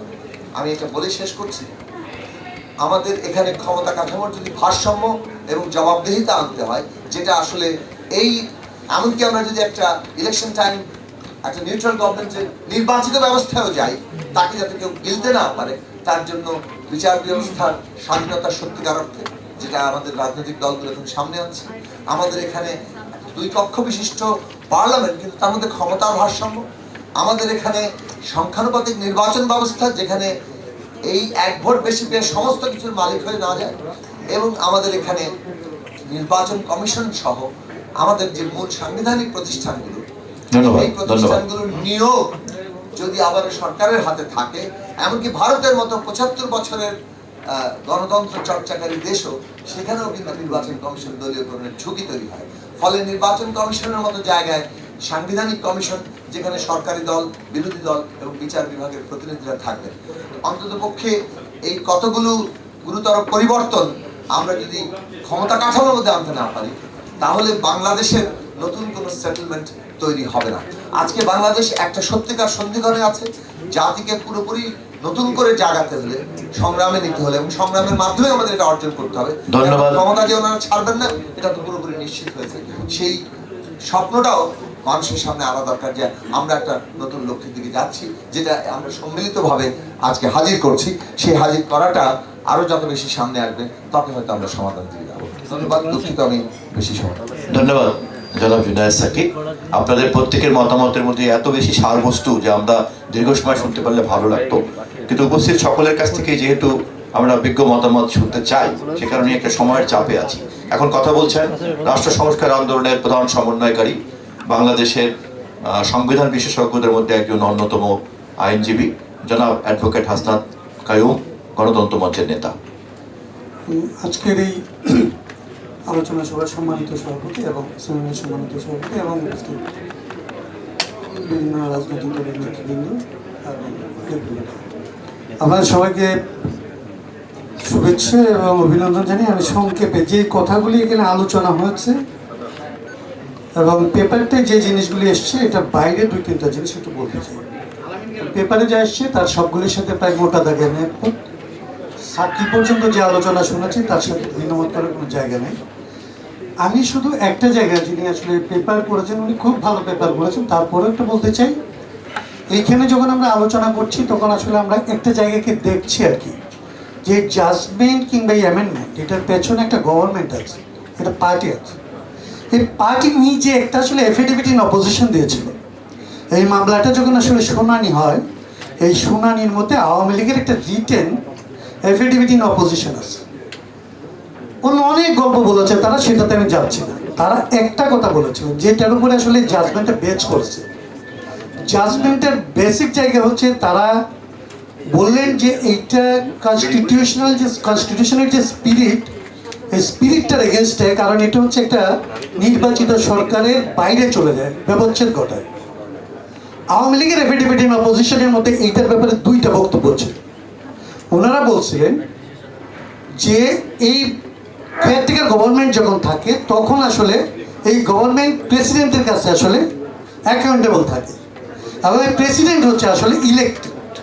সো এই যে প্লি যেটা নেওয়া হয়েছিল, আওয়ামী লীগ খুব রিটেন অবজেকশনে খুব ক্লিয়ারলি এটা তারা বলেছিলেন যে নো, এইটা আসলে টোটালি অনির্বাচিত না, টোটালি অনির্বাচিত না। এবং এই এই আর্গুমেন্ট অ্যামিকাস কিউরিদের মধ্যে সবচেয়ে গুরুত্বপূর্ণ একজন মাহমুদুল ইসলাম, যিনি এর আগে অ্যাটর্নি জেনারেল ছিলেন, তিনি খুব ক্লিয়ারলি আবার এটা রিইটারেট করেছিলেন। So basis of the judgement was challenged by the Biden Amendment, and it is a written document. So এই পয়েন্টটা আসলে আমি বলবো যে আসলে যিনি আসলে প্রবন্ধটা করেছেন উনি যেন আসলে নেই। আরেকটা পয়েন্ট আমি আপনাদেরকে একটু অ্যাটেনশন ড্র করতে চাই। এই জাজমেন্টটার একটা অদ্ভুত ব্যাপার আছে। হাইকোর্টের 5 জন এটা এর আগে না করেছে, তারপরে আসলে সুপ্রিম কোর্টে এসে 4-3 এটা ধরেন পরের জাজমেন্টে এটা 4-3 ঠিক আছে। যদিও জাস্টিস রোহাত মিয়া বলছিলেন, একদম তার রিটেন নোট আছে যে জাজমেন্ট যেটা আসলে রিটেন হয়েছে, it is not in conformity with the shortest order. এইটা একদম জাজমেন্টের মধ্যে বলা আছে। ওনার যে ডিসেন্ডিং যে জাজমেন্ট, এই জাজমেন্টে খুব ক্লিয়ারলি উনি বলেছেন। সো এইটা ওইখানে বলা আছে, ওইটার জন্য আমি বলছি যে 4-3 যখন হলো তখন পর্যন্ত 4-3, এর মধ্যে যারা যারা 4-এর মধ্যে ছিলেন তার মধ্যে জাস্টিস সিনহা সাহেব ছিলেন। জাস্টিস সিনহা সাহেব সম্পর্কে আমাদের কোনো বক্তব্যের দরকার নেই। আওয়ামী লীগ পরবর্তীতে বলেছেন যে উনি আসলে দুর্নীতিপরায়ণ একজন মানুষ। যদি আসলে জাস্টিস সিনহা তাদের বক্তব্য অনুযায়ী দুর্নীতিপরায়ণ হয়, তাহলে এই জাজমেন্টটা 3-3 হয়ে পড়ে। So it's a point also to raise. আমি এই জায়গাটা নিয়ে আর কোনো কথা বলছি না, আমি আরেকটা কথা অন্য জায়গা থেকে বলতে চাই। আরেকটা পয়েন্ট হচ্ছে এই যে যেটা নিয়ে সাকিও কথা বলছিলেন আসলে এই যে যখন আসলে এই অ্যামেন্ডমেন্টগুলি হয়, আমরা যদি আজকে ভাবি যে আসলে পঞ্চদশ অ্যামেন্ডমেন্ট আসলে একটা অ্যামেন্ডমেন্ট এবং এটাকে আসলে আমাদের করতে হবে, তাইলে আবারও কি আমরা আরেকটা অ্যামেন্ডমেন্ট করবো যে অ্যামেন্ডমেন্টটা আরেকবার কোর্টে যাবে এবং কোর্ট তারপরে এটার উপরে বসবে এবং তারপরে উনি সেটেল করবে। কারণ এই যে কনস্টিটিউশনাল অ্যারেঞ্জমেন্ট তত্ত্বাবধায়ক সরকারের আয়োজনটা করার জন্য আপনারা সাক্ষী, বাংলাদেশের মানুষ সাক্ষী, অন্তত পক্ষের বিপক্ষে 8-9 বছরের একটা লড়াই লেগেছে। বহু মানুষের রক্তপাত হয়েছে, জীবন গিয়েছে। তারপরে একটা সেটেলমেন্ট হয়েছিল যে এটা একটা কনস্টিটিউশনাল সেটেলমেন্ট, যে 72-এর সংবিধানের বাইরে এসে একটা নির্বাচন হবে। 72-এর সংবিধানের যে নির্বাচনী ব্যবস্থা, তার মধ্যে আজকে আপনারা আবার ফেরত গেছেন। ওটার মধ্যে গেলে যে সরকারে থাকে তিনি সরকারি থেকে নির্বাচন করতে পারেন, এটা 72-এর অ্যামেন্ডমেন্ট। সো আবারও যদি আমরা আসলে এটা চেঞ্জ করি, আবারও যদি আমরা একমত হই যে এটাকে আসলে আমাদের চেঞ্জ করতে হবে, তারপরে কি আমরা এটা অ্যামেন্ডমেন্টের ভিতর দিয়ে করবো? যে অ্যামেন্ডমেন্টটা আবার কোর্ট 15 বছর পরে বসে একজন জাস্টিস কিংবা 3 জন জাস্টিস মনে করবে যে অ্যামেন্ডমেন্টটা আসলে ঠিক হয় না। আমার কাছে মনে হয় এই পদ্ধতিটা নিয়ে আপনারা যারা আসলে আমরা যারা সবাই মিলে কাজ করতেছি তাদের একটু বিবেচনা নেওয়া দরকার। কারণ ত্রয়োদশ সংশোধনী একটা অভিজ্ঞতা আমাদেরকে দিয়েছে, এটা হচ্ছে যে দীর্ঘ গণ আন্দোলনের ভেতর দিয়ে, গণসংগ্রামের ভেতর দিয়ে একটা কনস্টিটিউশনাল সেটেলমেন্ট করার পরেও আদালত এটাকে বৈধতার কথা বলে নাই করে দিতে পারে, এবং এটা 4 জন মানুষের যথেষ্ট। সো পিপলের এই রকমের আন্দোলনের ফসল এইরকম 4 জন কিংবা 3 জন কিংবা 2 জন প্রধানমন্ত্রী এবং প্রধান বিচারপতি, এর বাইরে তো এটা কেউ জানতেন। এই 2 জনের অ্যারেঞ্জমেন্টের কাছে আসলে আমাদের আন্দোলন সংগ্রামের রেজাল্ট আমরা তুলে দেবো। যদি এটা আমরা না দিতে চাই, তাইলে পরবর্তী অ্যামেন্ডমেন্টগুলি যেগুলি আমাদেরকে করতে হবে বাংলাদেশে, যেটার কথা আসলে সাকিব তুললো, সেই অ্যামেন্ডমেন্টগুলি আমরা কোন পদ্ধতিতে করবো? এইটা আসলে সংসদ দিয়ে করবো, নাকি আসলে কনস্টিটিউয়েন্ট অ্যাসেম্বলির মতো কোনো একটা জিনিস যেটা দিয়ে করবো, যেটার উপরে আদালতের আসলে কর্তৃত্ব থাকবে না, আদালত যেটার দ্বারা আসলে বাইন্ডেড হবে? এই প্রশ্নটা খুব আমার কাছে মনে হয় একটা টেকনিক্যাল, কিন্তু তারপরেও আমাদের লাগবে। এইটুকু চিন্তা করার জন্য আপনাদেরকে বলে এবং এখানে কথা বলার সুযোগ দেওয়ার জন্য আপনাদের প্রত্যেকের প্রতি কৃতজ্ঞতা জানিয়ে আমার কথা আমি শেষ করছি। ধন্যবাদ রাষ্ট্র সংস্কার আন্দোলনের সম্মানিত সমন্বয়ক জনাব অ্যাডভোকেট হাসনাত কায়ুম। এখন কথা বলছেন বিপ্লবী ওয়ার্কার্স পার্টির সংগ্রামী সাধারণ সম্পাদক, গণতন্ত্র মঞ্চের নেতা, জাতীয় পর্যায়ের নেতা জনাব সাইফুল হক, জনাব সাইফুল হক। আমি বিনীতভাবে সকলকেই সময়ের ব্যাপারটাকে স্মরণ করে দিচ্ছি।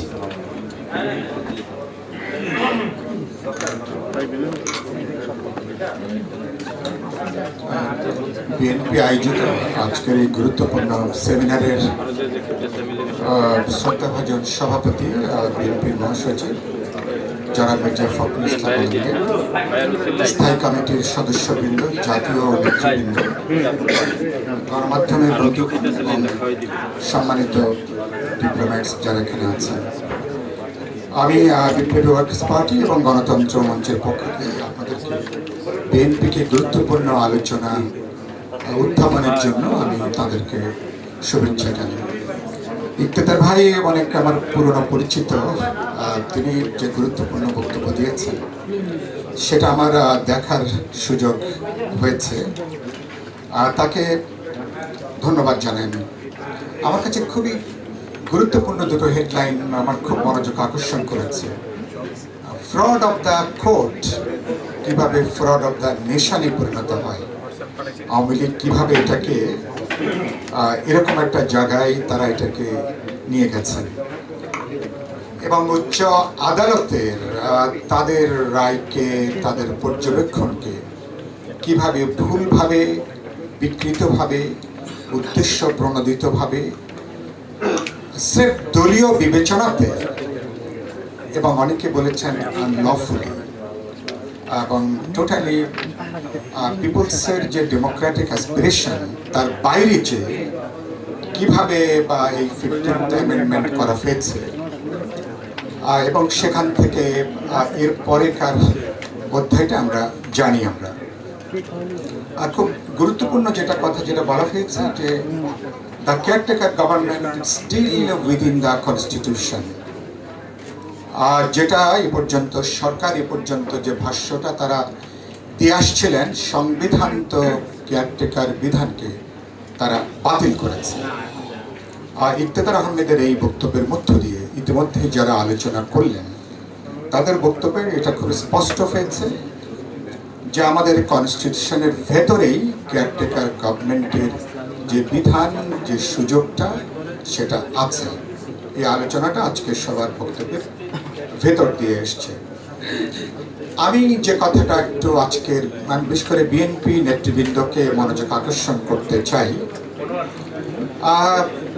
বিদ্যমান এটার সংবিধানে কেয়ারটেকার ব্যবস্থা ভেতরে আছে বা নাই, এটা নিশ্চয়ই একটা এটা তো আওয়ামী লীগের দিক থেকে একটা গুরুত্বপূর্ণ একটা বিতর্ক। তারা বলে আসছেন যে এখন তার কোনো বিধান নাই। বিতর্কটা এই জায়গায় এটা যেমন একটা খুব প্রাসঙ্গিক কথা, আমরা বলছি যে না, ওর ভেতরেই সুযোগটা আছে। শুধুমাত্র এর ভেতরেই যদি বিতর্কটা রাখা যায় তাহলে কিন্তু আওয়ামী লীগের জন্য বিদ্যমান তাদের এই কর্তৃত্ববাদী শাসন বহাল রাখার ক্ষেত্রে ইনডিরেক্টলি এই বিতর্কটা কিভাবে যাবে এটা নিয়ে আমার প্রশ্ন আছে। এটা আশা করি আপনারা এটাকে বিবেচনার মধ্যে নেবেন। আমি পরবর্তীকালে বিবেচনাটা কি, বিবেচনা এই সংশোধনের পরে বাংলাদেশে নির্বাচনের মধ্য দিয়ে নিয়মতান্ত্রিকভাবে শান্তিপূর্ণ পথে সরকার পরিবর্তনের পথ বাস্তবে আপনি বন্ধ করে দিয়েছেন, যেটা অবিশ্বাস্য, অকল্পনীয়। বাংলাদেশ ৭৫ সালে বাকশাল হওয়ার পরে এ ধরনের পরিস্থিতি আর কখন মোকাবেলা করেনি। এবার বাংলাদেশ সেই অভিজ্ঞতাটা আছে। দুই হচ্ছে ভোটাধিকার, নির্বাচন পদ্ধতি, সরকার এবং নির্বাচন কমিশন মিলে এটাকে তারা জাহান্নামে দিয়েছেন, এটাকে তারা ধ্বংস করে দিয়েছেন। প্রতিদ্বন্দ্বিতাপূর্ণ নির্বাচনী ব্যবস্থা বলে বাংলাদেশে কোনো কিছু নাই।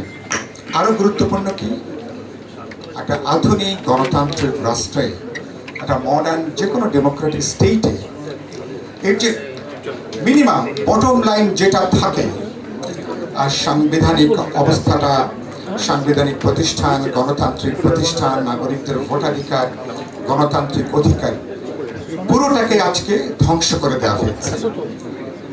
এবং এই জায়গা থেকে আপনি 14 এবং 18 সালের একটা ভয়াবহ নির্বাচনী অভিজ্ঞতার পরে সরকার আরেকটা নির্বাচনের জায়গাটা যাচ্ছেন। তো প্রশ্নটা খুবই গুরুত্বপূর্ণ যে আপনি আজকে সমগ্র যে পরিস্থিতিটা আপনি দেখলাম এই বক্তব্যের শেষে আছে, নামটা আপনি কেয়ারটেকার বলবেন কি অন্য কি বলবেন? দলীয় সরকারের অধীনে বাংলাদেশে যে নির্বাচনের কোনো সুযোগ নেই, এটা এই সেমিনারের এই বক্তব্য পড়ে আমাদেরকে বোঝার দরকার নেই। আমাদেরকে 14 এবং 18 সালের এক্সপিরিয়েন্সের পরে এটা যথেষ্ট। এটা এবং এরপরে যে অভিজ্ঞতাটা সেখানে আমাদের যেটা ফেলছে, তাহলে এখন আপনাকে যে হাসনাত বললেন, আপনি সংবিধানের ভেতরে থেকে আপনি কেয়ারটেকার গভর্নমেন্টকে পুনরায় এটাকে চালু করবার জন্যে নতুন কোনো সংশোধনী, নতুন কোনো অর্ডিন্যান্স আকারে অথবা পার্লামেন্টে নতুন কোনো বিল কীভাবে উত্থাপন করবেন, নিশ্চয়ই এটা একটা আলাপ আলোচনার প্রশ্ন। নিশ্চয়ই এটাকে আপনাকে পলিটিক্যাল ডায়ালগের মধ্য দিয়ে we have to settle it, we have to solve it. 1, 2 হচ্ছে আওয়ামী লীগ যেটা বলছেন, আমরা তো সংবিধানের বাইরে তো আমাদের যাওয়ার কোনো সুযোগটা নেই। তো তারা দেখবেন সকাল থেকে রাত পর্যন্ত সংবিধানটা কি, কোনো দেশের নাগরিকদের পপুলার এবং কালেকটিভ ডেমোক্রেটিক যে উইল, সংবিধান তার একটা বহিঃপ্রকাশ, তার রিফ্লেকশন। সংবিধান তাকে ভাষা দেয়, তাকে ল্যাঙ্গুয়েজ দেয়, তাকে শব্দ দেয়। এটা ফলে আজকে দেশের সমগ্র যে পরিস্থিতি, একজন মনে বললেন সমস্যাটা সাংবিধানিক নয়। এখন আমি খুবই বিনয়ের সাথে এই প্রশ্নটা আমি একটু দ্বিমত করছি। মূল সমস্যাটা সাংবিধানিক নয়, সমস্যাটা রাজনৈতিক। রাজনৈতিক কথাই একটা দখলদার, আগ্রাসী, জবরদস্তি করে গায়ের জোরে যিনি ক্ষমতায় আছেন এবং আরেকবার একইভাবে অন্য কৌশলে আবার যিনি আগামী 12তম জাতীয় সংসদকে একইভাবে যিনি আরেকটা নাটক বা আরেকটা যিনি মঞ্চস্থ করতে চান, তাহলে সংকটটা হচ্ছে রাজনৈতিকভাবে। এবং আমার আওয়ামী লীগের বন্ধুরা বিশেষ করে টকশো মাঝে যা থাকা হয় বলছেন, ইয়েস আমরা তো গায়ের জোরে ক্ষমতায় আছি, তো পারলে পাল্টা আপনারা গায়ের জোরে আপনারা ক্ষমতায় দেখান। মানুষ কিভাবে তার গায়ের জোর দেখায়? মানুষ গায়ের জোর দেখায়, মানুষ কিভাবে দেখাবে? গণ আন্দোলন, গণসংগ্রাম, মানুষের পপুলার যে উইলটা, সময়ের বিষয়টা একটু মনে করে দিচ্ছি, মানে মানুষ এই জায়গার ভিতর দিয়ে মানুষ কিন্তু জায়গাটা কিন্তু আজকে দেখাচ্ছে। ফলে আজকে বিএনপি যে আলোচনাটা উত্থাপন করেছেন, এই আলোচনাটা আজকে আমি আমার গত কমাসে কথাটা বলেছি, আওয়ামী লীগের জন্য এখনো পর্যন্ত শান্তিপূর্ণভাবে এই প্রশ্নটা সেটেল করার সুযোগটা শেষ হয়ে যায়নি। আওয়ামী লীগ দুটো প্রশ্নে কিভাবে কখন তারা পদত্যাগ করবেন, বিরোধী দলগুলোর সাথে আলাপ আলোচনা করে সংবিধানে আমাদের যে সুযোগটা আছে, আজকের এই গুরুত্বপূর্ণ বক্তব্যটা আমাদের জন্য সবচেয়ে বড় রেফারেন্স হিসাবে যেটা কাজ করতে পারে, যে সুযোগটা আছে এটাকে নিয়ে আপনি যে নামেই বলি, আমরা মঞ্চ বলেছি অন্তর্বর্তীকালীন, বিএনপি বলছে কেয়ারটেকার সরকার, শব্দ নিয়ে আমাদের কোনো আপত্তি নেই। সুতরাং শব্দটা কীভাবে একটা সবার কাছে গ্রহণযোগ্য একটা দল নিরপেক্ষ একটা অন্তর্বর্তীকালীন বা তদারকি সরকার হতে পারে, কেয়ারটেকার গভর্নমেন্ট হতে পারে, এ ব্যাপারে আওয়ামী লীগ সরকারি দল, সরকার যদি নীতিগতভাবে সিদ্ধান্ত নেন, তারপরে তারা যদি আলাপ আলোচনা করার কথাটা বলে, নিশ্চয়ই বিরোধী দল সেটাকে বিবেচনা করতে পারে। কিন্তু 18 সালের মতন একটা লোক দেখানো তামাশাপূর্ণ নিশ্চয়ই কোনো সংলাপে নিশ্চয়ই বিরোধী দলের যাবার অংশ নেবার কোনো সুযোগটা নেই। আমি শেষ কথা বলি, তত্ত্বাবধায়ক নিয়ে অনেক আলোচনা আছে, বিশেষ করে 1/11-এর পরে অনেকগুলো বিতর্ক তৈরি হয়েছে। বিএনপিকে কেন্দ্র করেও কিছু কিছু প্রশ্ন তখন উত্থাপিত হয়েছে। বিএনপি নিশ্চয়ই সেগুলোকে বিবেচনার মধ্যে বিএনপি রাখবেন। যারা আমরা বিরোধী শিবিরে আছি, নিশ্চয়ই আমাদের কোথায় কোথায় আমরা ওভার স্টেপিং হয়েছে, নিশ্চয়ই সেগুলো আমাদের বিবেচনার মধ্যে থাকবে। কিন্তু গুরুত্বপূর্ণ হচ্ছে যেটা, যে এই অভিজ্ঞতাটা নেব, আগেকার কেয়ারটেকার গভর্নমেন্টে তাদের কোনো জবাবদিহিতার কোনো বিধান ছিল না।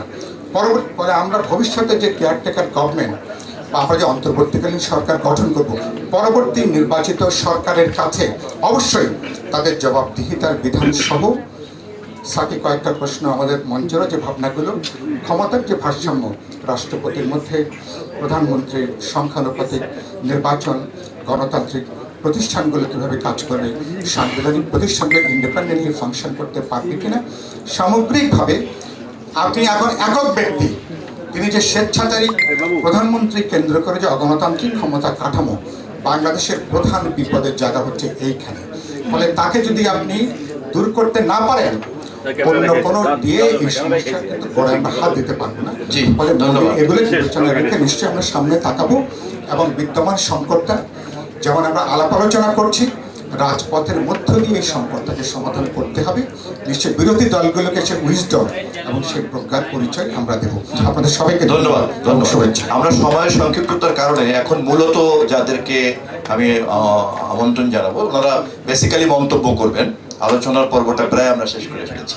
আমরা শুধুমাত্র 1 মিনিট 2 মিনিটের বিজ্ঞ মন্তব্য শুনতে চাই। এই আলোচনার জন্য নির্ধারিত আলোচক ছিলেন, কিন্তু কাজের কারণে উনি আসতে পারেননি, এখনো ঢুকেছেন। আমাদের দলের মানবাধিকার বিষয়ক সম্পাদক বাংলাদেশের বিশিষ্ট আইনজীবী অ্যাডভোকেট আসাদুজ্জামানকে একটা মন্তব্য করার জন্য অনুরোধ করছি। মাইকটা অ্যাডভোকেট আসাদুজ্জামান সুপ্রিম কোর্টের একজন সিনিয়র আইনজীবী এবং বাংলাদেশ জাতীয়তাবাদী দলের মানবাধিকার বিষয়ক সম্পাদক। বিসমিল্লাহির রহমানির রহিম। আজকের যে আলোচনার সাবজেক্ট ম্যাটার সেটার উপর আমার প্রথম বক্তব্য হলো, পৃথিবীর ইতিহাস বলে কোনো দেশের রাজনৈতিক পট পরিবর্তন আদালতের রায়ে হয়নি। যদি আদালতের রায়ে পট পরিবর্তন হতো তাহলে বাংলাদেশের মুক্তিযুদ্ধ হতো না, মুক্তিযোদ্ধাদেরকে সন্ত্রাসী হিসেবে আখ্যায়িত করা হতো। 52-র ভাষা আন্দোলন হতো না, 90-এর গণ অভ্যুত্থান হতো না। এই কথা বলে আমি বলতে চাই, ওনারা বারবার একটা কথা বলছেন, ওনারা সংবিধানের বাইরে যেতে পারবেন না। আমি বলতে চাচ্ছি, বিএনপি সহ বাংলাদেশের মানুষ যে দাবি করেছেন এটা সংবিধানের মধ্য থেকেই দাবি করেছেন।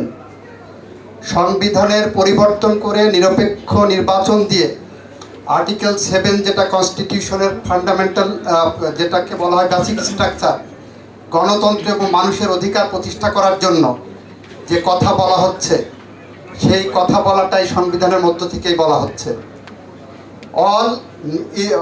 যেটা এখানে প্রয়োজন সেটা হলো শেখ হাসিনা ওয়াজেদের একক রাজনৈতিক সদিচ্ছা। দেশের মানুষের উনি ভোট দিতে দেবেন কি দেবেন না সেটা ওনার সদিচ্ছার ব্যাপার। উনি যদি চান তাহলে মানুষ ভোট দিতে পারবেন, সংবিধান রক্ষা হবে। উনি যদি না চান তাহলে হবে না। ওনাকে যদি 52-র ভাষা আন্দোলন, 71-এর মুক্তিযুদ্ধ, 90-এর গণ অভ্যুত্থানের মধ্যে যেতে হয় তাহলে আমি বলবো পঞ্চদশ সংশোধনের মাধ্যমে সংবিধানের 7B(2)তে যে বিধানটা রাখা হয়েছে যে গণতন্ত্রের পথে যারা অন্তরায় হয়ে দাঁড়াবেন, গণতন্ত্রের পথে যারা অন্তরায় হয়ে দাঁড়াবেন তারা রাষ্ট্রদ্রোহিতা করেছেন বলে গণ্য করা হবে। শেখ হাসিনা ওয়াজেদ এবং তার ক্যাবিনেট সহ তার সমস্ত দল অঙ্গ সংগঠন আছে গণতন্ত্রের বিরুদ্ধে অবস্থান নিয়েছেন। এই পঞ্চদশ সংশোধনী হয়তো আপনাদের বিরুদ্ধে এক সময় বুমেরাং হয়ে দাঁড়াবে, যেটা 1974 সালের বিশেষ ক্ষমতা আইন করেছিলেন সেটা আপনারা অনেকেই ভোগ করেছেন। 7B সংবিধান আপনারা পড়ে দেখবেন যে গণতন্ত্রের বিপক্ষে কিভাবে অবস্থান নিয়েছেন এবং মানুষের ভোটাধিকার কিভাবে বঞ্চিত করছেন। সবাইকে ধন্যবাদ। আসসালামু আলাইকুম। ধন্যবাদ advocate Asad. Thanks for your very substantive comments. ঠিক এরকমই একটা বস্তুনিষ্ঠ মন্তব্য করবেন এখন 12 দলের নেতা জনাব advocate Farduzzaman Farhad. Just comments, substantive comments please. বিসমিল্লাহির রহমানির রহিম। আমি জাতীয়তাবাদী সমমনা জোটের নেতা। আজকে যে সেমিনার, খুব সুন্দর সুন্দর কথাবার্তা শুনলাম, বিজ্ঞ আলোচকরা বলল।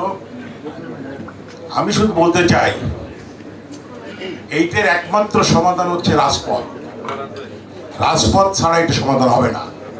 সেই একটা সমাধান হচ্ছে শেখ হাসিনাকে এক দফা আন্দোলনের মাধ্যমে পতন ঘটাতে হবে। যে কোর্ট 5 বছরের সাজা 10 বছর দেয়, কোর্ট পরিচালিত হয় সরকারের মাধ্যমে, সেই কোর্টে আইনগত দিক দিয়ে বিচার করে কোনো লাভ নাই। আপনি শেখ হাসিনাকে পদত্যাগ করাতে পারবেন, দেশের মানুষ ভোট দিতে পারবে, সমস্ত সংবিধান সঠিকভাবে চলবে। শেখ হাসিনাকে যদি এক দফা আন্দোলনে পদত্যাগ করতে না পারে, এই সভা সেমিনার করে কোনো লাভ নাই। 173 দিন হত্যা করছিল কেন? সংবিধানের জন্য, কেয়ারটেকার গভর্নমেন্টের জন্য। আমরা কেন সেই পথে যাই না? এই শেখ হাসিনা গান পাউডার দিয়ে লোক মেরে ফেলেছিল। মিষ্টি মিষ্টি কথা বলে তো পার্লামেন্ট দখল করা যাবে না। মিষ্টি মিষ্টি কথা সেমিনার বলা যাবে। পারলে এক দফায় নামুন। একমাত্র আওয়ামী লীগ ছাড়া সমস্ত দল, অল পলিটিক্যাল পার্টি দেশে বিদেশে সবাই চায় যে কেয়ারটেকার আসুক, কারণ শেখ হাসিনার আন্ডারে নির্বাচন করা সম্ভব না, সুষ্ঠু নির্বাচন সম্ভব না। ধন্যবাদ। 14 সাল হয়েছে, 18 সাল হয়েছে, এখন আমাদের রাজপথে সমাধান করতে হবে এবং সেই সমাধানের জন্য আমরা সবাই একসাথে কাজ করব, ইনশাল্লাহ সমস্যা সমাধান হবে। ধন্যবাদ। এখন এই সেমিনারের মূল পেপারের উপরে নতুন কোনো পয়েন্টস নিয়ে অ্যাড করবেন এলডিপির সম্মানিত মহাসচিব, সাবেক মন্ত্রী জনাব রেদওয়ান আহমেদ, বীর মুক্তিযোদ্ধা জনাব রেদওয়ান আহমেদ। আমি জানি রেদওয়ান ভাই সহ বাকিরা সকলেই সময়ের ব্যাপারে সচেতন, এই জন্য আর মনে করাচ্ছি না।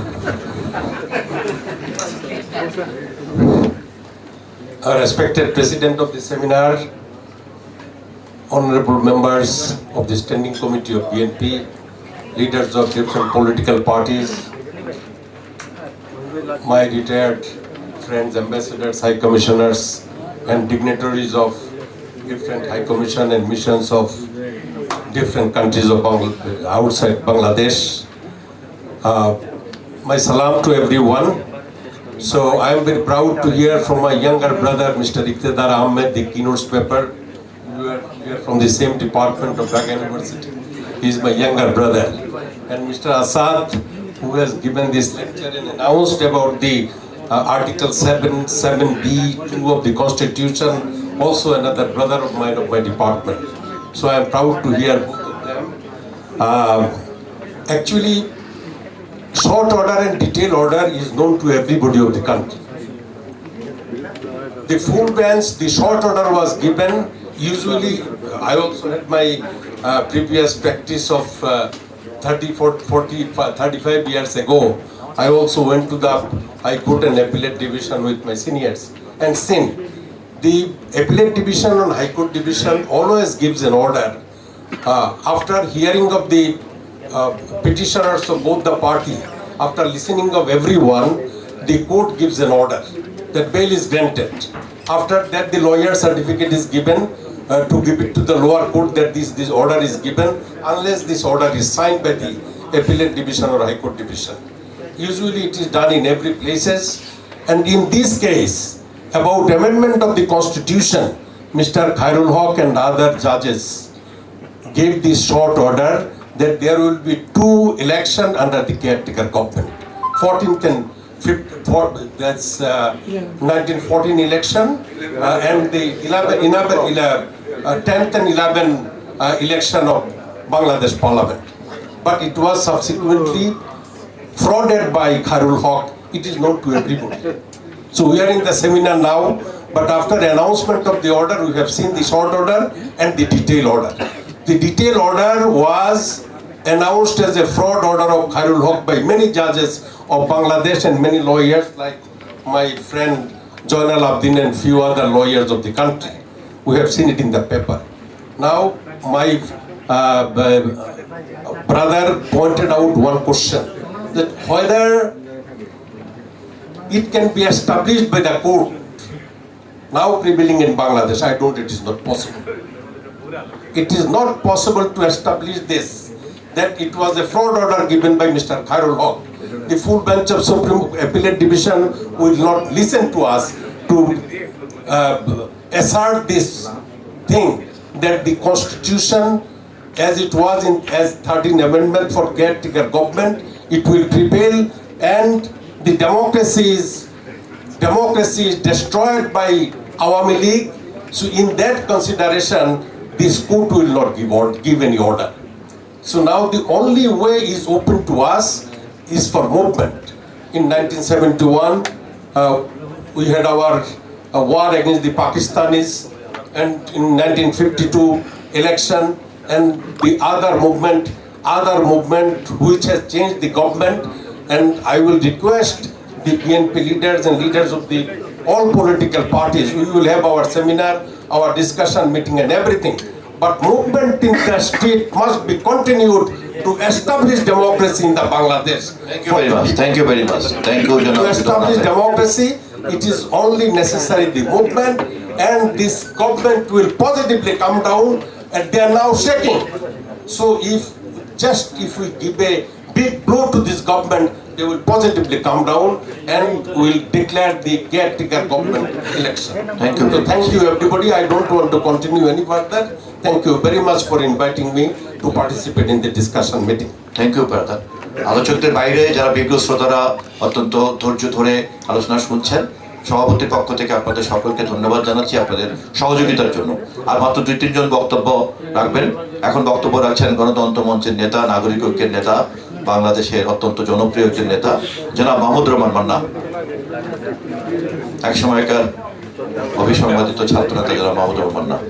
Mr. President and August Gathering, I will try really to be very short. So, particularly, I draw the attention of this write-up on page 5. This is a wonderful draft, very good in details. Well, it's not the first. Before that, I also read an article, Mr. Badrullah Bhajumdar and what is his name? Mr. Sanjoy, they have also explained it very clear. So I think for the people of Bangladesh, you don't have to go to them and make them understand that, look, Mr. Khalilov was such a bad man, he did such thing. No, you don't need those things. What indeed? But before that, again I say, let me draw the attention of this write-up of page 5. Heading is Reinstall Election Time Non-Party Caretaker Government. I even dropped the first line, I read the second line. What is required? Which he says that establishment or reinstalling of the caretaker government is possible, and what is required is political will and good intention of the political parties, particularly ruling Awami League, to restore democratic order and electoral integrity, etc., etc. Okay, fine. When we say that, we also make the government understand and bring them to good sense and work very fine, give some positive suggestions and act according to the will of the people. But does the BNP believe that good sense will prevail to Awami League? My answer is no. Very blunt answer, no. This morning, Prime Minister had a press conference. You might have heard something of that. He said, এটা আমি একটু বাংলায় বলি, যারা আমাকে vote চোর বলে তারা ভোটের টাকা জিজ্ঞেস করেছে যে আপনি কি অন্তর্বর্তী বা আগে আগে ইলেকশন দেবেন? উনি বলেছেন না না, পুরো সময় থাকবার পরই দেব। তার মানে তার ইন্টেনশন খুবই ক্লিয়ার, উনি ছাড়বেন না। সেই জায়গাতে যখন মাঠে মাঠে ফখরুল ভাই বক্তৃতা করে বেড়াচ্ছেন, এখন আবার ধাক্কা দেবো, এক ধাক্কায় নামিয়ে দেবো, প্রস্তুত হন। আবার এখানে পেপারের মধ্যে বলবেন what is required is political will, particularly good will of ruling Awami League. Does it really go together? I don't think. That doesn't go. Okay, if you say like this, yeah, fine. I stop my speech. I don't have anything to say because that is the crux of the problem. We are, maybe I'm in a grey area. Maybe Fokul knows better because he talks to them. The next line or next paragraph. It may be mentioned that the pro-democracy international community also expressed their concern about holding of free and fair election under the current environment in absence of democratic order and level playing field. They have gone some further because 6 of the European Parliament, they have said straight about the caretaker government. Do you mean anything? Or like Fokul says, okay, is there anything? He talks to the embassy people, the people also here, meeting almost everybody. This is an indication of what? Definitely, we have won the people in Bangladesh. We are winning people internationally, and we have to do that. And only coercion can make a change, otherwise nothing. Thank you. Thank you. Thank you জনাব মাহমুদুর রহমান মান্না ভাই। আমরা এবারে বাংলাদেশের সংবিধান প্রণয়ন করার সময় 1972-এর 10ই December যারা স্বাক্ষর করেছিলেন তাদের মধ্যে একজন অন্যতম স্বাক্ষরকারী। আজকের এই সেমিনারের ব্যাপারের উপরে যিনি আলোচনা করবেন বাংলাদেশ সরকারের একজন সাবেক মন্ত্রী, এবং এই আলোচনা যে সর্বজন অংশগ্রহণের মধ্য দিয়ে অনুষ্ঠিত হচ্ছে তার একজন দৃষ্টান্তই হচ্ছেন এখন কথা বলবেন অধ্যাপক জনাব আবু সাইদ, যিনি বাংলাদেশের সংবিধানের একজন স্বাক্ষরদাতা। গণফোরামের নেতা, জাতীয় নেতা জনাব অধ্যাপক আবু সাইদ। শ্রদ্ধা সভাপতি,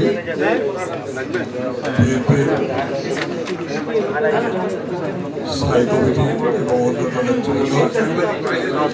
করছি, দয়া করে আমাদের আলোচনা শোনার সুযোগ করে দিতে হবে। সাংবাদিক ভাইদেরকে আমরা সহযোগিতা করবো, সবাই সাংবাদিক ভাইরাও আমাদের সকলকে সহযোগিতা করবেন। নেতৃবৃন্দ, রাজনৈতিক আমার শ্রদ্ধা নেতৃবৃন্দ, বিভিন্ন পরিজন, মহিলাবৃন্দ, সাংবাদিকবৃন্দ, সবাইকে অভিনন্দন জানাচ্ছি। এমন একটা বিষয় নিয়ে আলোচনা আমার কাছে অত্যন্ত বেদনাদায়ক। এই আলোচনা এখন করা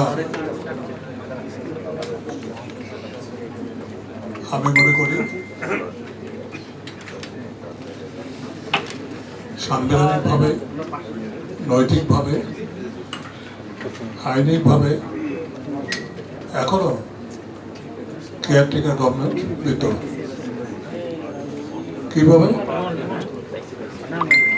14 সালের নির্বাচনের কথা সবাই বলেছেন, আমি পেপার সুন্দর হয়েছে সে কথা আমি পড়েছি, রাত 4টে পর্যন্ত পড়েছি। খুব সুন্দরভাবে লেখা হয়েছে, আরো বিস্তৃত লেখা যেত, কিন্তু সংক্ষিপ্ত হলে সব কথাই আছে। সেই জন্য যিনি এই পেপার তৈরি করেছেন তার সঙ্গে সংশ্লিষ্ট যারা ছিলেন সবাইকে আমি ধন্যবাদ জানাচ্ছি। আমি এখানে প্রশ্ন করতে চাই সবার কাছে, মিডিয়ার কাছে, নেতৃবৃন্দের কাছে, আমার কাছে, নেতাদের কাছে, দেশবাসীর কাছে। নর এবং নারীর পবিত্র বন্ধন ছাড়া যদি কোনো শিশুর জন্ম হয়, সে জন্ম কি বৈধ বলে আমরা স্বীকার করি? করে না। 14 সনের যে নির্বাচন হলো, সেই নির্বাচন জনগণ ভোট দিল না, এমনি নির্বাচিত হয়ে গেল 151 জন। এরা কারা? জনগণের 7 অনুসারে জনগণের চরম অভিব্যক্তি রূপে জনগণ যেখানে মালিক, তাদের ভোটাধিকারের ভিত্তিতে নির্বাচিত হতে হবে। তা না হয়ে যাদের জন্ম হলো, একটু আগে যাদের বলেছি, এই অবৈধ সন্তান, এই অবৈধ সন্তানের বসে কেয়ারটেকার গভর্নমেন্টকে বাতিল করে দিল এবং রায় তো আর আগেই বাতিল করে দিল। হ্যাঁ, বাতিল করে দিল। আমার কথা হলো, এরাই আবার দাবি করছে ওই ধারাবাহিকতা রেখে যে নির্বাচিত সরকারের অধীনে সংবিধান মতো, বর্তমান সংবিধান মোতাবেক নির্বাচন হবে। আমি এখানে প্রশ্ন করতে চাই, সরকারের প্রতি শ্রদ্ধা রেখে, আসলে কি আপনারা নির্বাচিত? বুকে হাত দিয়ে বলেন। মহান সৃষ্টিকর্তার কে সামনে রেখে, বিবেককে সামনে রেখে, জনগণকে সামনে রেখে, মানুষকে সামনে রেখে, দেশপ্রেমকে সামনে রেখে, এই যে মুক্তিযুদ্ধের চেতনাকে আমরা যেভাবে বিক্রি করছি, বেচা কেনা, ব্যবসা বাণিজ্য করছি, জাতিপিতা বঙ্গবন্ধুকে যেভাবে ব্যবসা বাণিজ্য করছি, সেই জাতির পিতা দেশপ্রেম, দেশকে সামনে রেখে বলেন আপনারা কি সত্যিকার অর্থে নির্বাচিত, না ওই যে বলে ঋষিরাতে ভোট কাটা চোরের দল? আজকে প্রধানমন্ত্রী বলছে আপনারা কি ডাকাতি দল। শীর্ষে চোর এসে টাকা তো অনেক ভালো, তারা দৃশ্যমান থাকে। সে যাই হোক, এসব কথা বলে লাভ নেই। আজকে যে পেপারে আছে আমি পেপারের দিকেই যাব না, কারণ পেপারের কথাগুলো সবাই বলেছে, আমি আসার আগেই উপস্থাপিত হয়েছে এবং আমি পড়েই এসেছি। আমি আর দুটি কথা বলে শেষ করবো। সেটা হলো এই ডক্ট্রিন অফ নেসেসিটি কথা বলেছে। আজকের বাংলাদেশে যদি দেশকে বাঁচাতে হয়, গণতন্ত্রকে রক্ষা করতে হয়, প্রতিষ্ঠিত করতে হয়, গণতান্ত্রিক চর্চার অবাধ বাতাবরণ সৃষ্টি করতে হয়, তাহলে অবশ্যই ডক্ট্রিন অফ নেসেসিটি প্রয়োজন। কারণ আমি মনে করি যে will of the people is supreme. জনগণের অভিপ্রায় অনুসারে ৭১ সনে আমরা জাতীয় ঐক্য প্রতিষ্ঠা করেছিলাম বলেই মুক্তিযুদ্ধে আমরা বিজয়ী হয়েছিলাম। অনুরূপভাবে কেয়ারটেকার সরকার নিয়ে আমরা জাতীয় ঐক্য করে তুলেছিলাম বলেই কেয়ারটেকার সরকারকে আপনি বাতিল করতে পারেন না। তাহলে প্রশ্ন আসবে ৭১ সনে আমরা ঐক্যবদ্ধ হয়েছিলাম জাতীয় ঐক্যের ভিত্তিতে, এবং কেয়ারটেকার ব্যাপারে জাতীয় ঐক্যের ভিত্তিতে আমরা এক হয়েছিলাম। সেটাকে জাতির আকাঙ্ক্ষার প্রতিফলন ঘটেছিল, জনগণের ইচ্ছার প্রতিফলন ঘটেছিল, এবং দেশের মানুষের ইচ্ছা আকাঙ্ক্ষার প্রতিফলন ঘটেছিল। সেটাকে আপনারা হত্যা করছেন। আর একটা কথা বলে আমি শেষ করবো। দেশের সর্বোচ্চ আদালত জনগণ বলেছেন তাদের কোড অফ কন্ডাক্ট আছে 29টা। এই কোড অফ কন্ডাক্টে যিনি রায় দিয়েছেন বা যারা রায় দিয়েছেন তারা ভায়োলেট করেছেন। এই ভায়োলেটের দায়ে তাদের কাঠ করে দাঁড়াতে হবে, পরিষ্কার কথা। আর সাংবাদিকদের বাইরের উদ্দেশ্যে বলবো যে আপনারা সবসময় তথ্য অনুসন্ধান করেন, আমি কিছুটা নাড়ানাড়ি করি। একটা সংবাদপত্রে প্রকাশিত, আমি দেখাচ্ছি আপনাদের, সংবাদপত্রে প্রকাশিত একটা সংবাদ। তত্ত্বাবধায়ক সরকার যখন হয়, আন্দোলন চলে, তখনকার দৈনিক খবরে প্রকাশিত হয়েছিল। একদিকে ঢাকা বিশ্ববিদ্যালয়ের ক্যাম্পাসে প্রকাশ্যে গুলি বিনিময়, আর এখানে যেটা লেখা আছে, আজকে যিনি প্রধানমন্ত্রী তিনি বলেছেন চিরদিনের জন্য তত্ত্বাবধায়ক সরকারের অধীনেই নির্বাচন চাই। এই পেপারটা আপনারা জোগাড় করবেন এবং চিরদিনের জন্য তত্ত্বাবধায়ক সরকারের অধীনে নির্বাচন চাই। এখানে অনেক শেখ আছে, উনি বলেছেন। তাহলে উনি আজকে চাচ্ছেন না, তাহলে কি আমি ধরে নেব লর্ড হেস্টিংস যে কথা বলেছিল যে বাঙালিরা কথায় পটু এবং প্রতারক, প্রতারণা তাদের মজ্জাগত। আমরা কি সেই যুগে আছি? আমরা কি সেই অভিধায়, আমরা রাজনীতিবিদ কিংবা শীর্ষ নেতা সেই অভিধায় ভূষিত হব? আমরা কি জাতির সঙ্গে প্রতারণা করছি?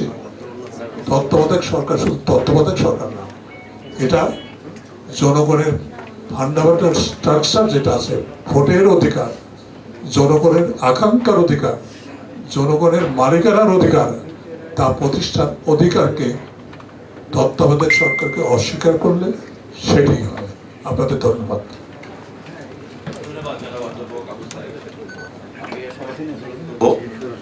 সংক্ষিপ্তভাবে তার বক্তব্য এবং তার মন্তব্য করার জন্য ৬৯-এর গণ অভ্যুত্থানের অন্যতম ছাত্রনেতা, আয়ুব বিরোধী গণ আন্দোলনের অন্যতম নেতা, জাতীয় পার্টির চেয়ারম্যান, সাবেক মন্ত্রী জনাব মোস্তফা জামাল হায়দার।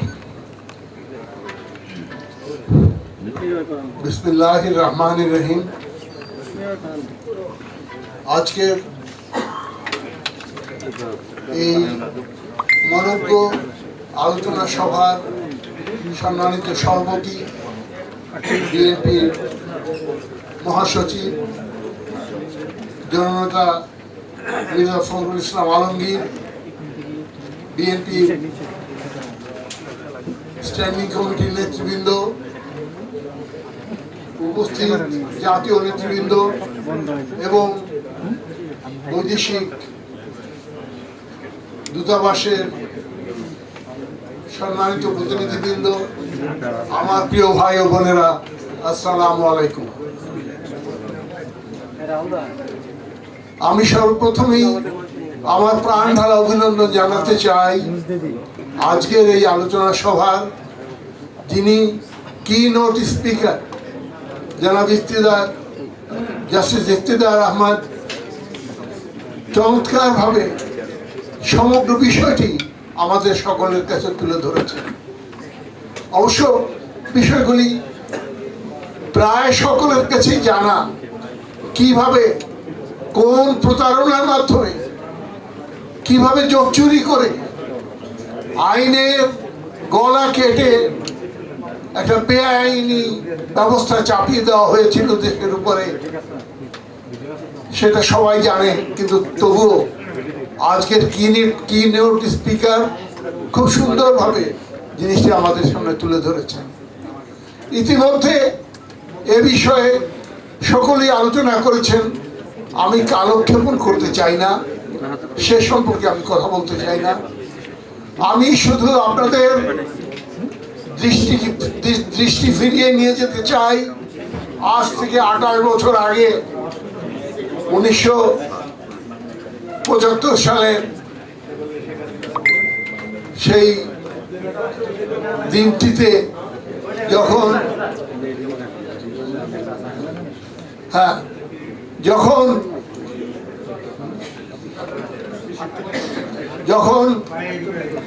এই বাংলার বুকে সেদিনের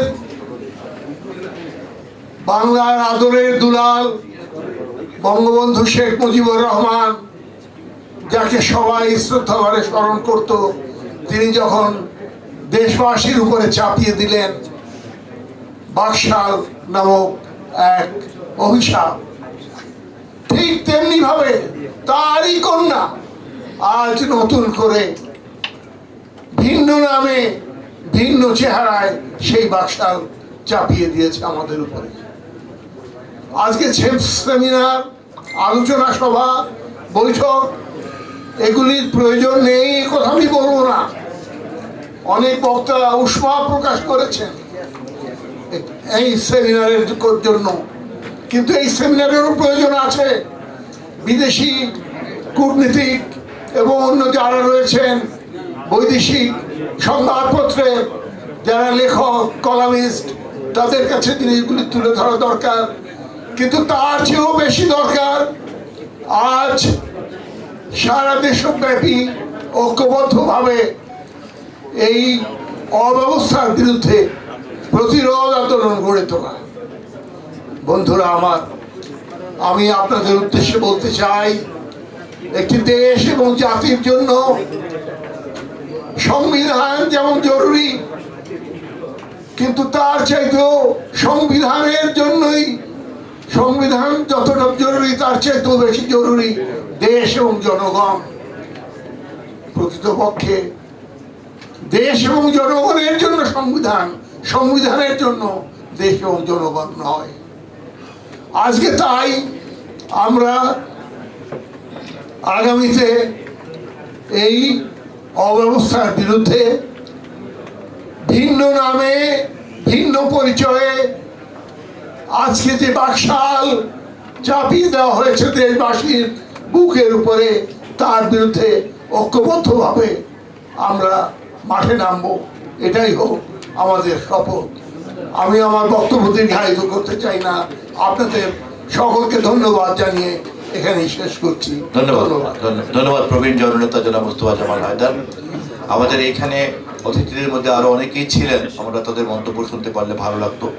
বিশেষ করে বিভিন্ন গণতান্ত্রিক আন্দোলনের মিত্র রাজনৈতিক দলগুলির নেতৃবৃন্দরা যারা আছেন, আমি তাদের প্রতি সভাপতির পক্ষ থেকে দুঃখ প্রকাশ করছি। এখন জাতীয় স্থায়ী কমিটির নেতৃবৃন্দের মধ্য থেকে যারা আগ্রহী তারা কথা বলবেন।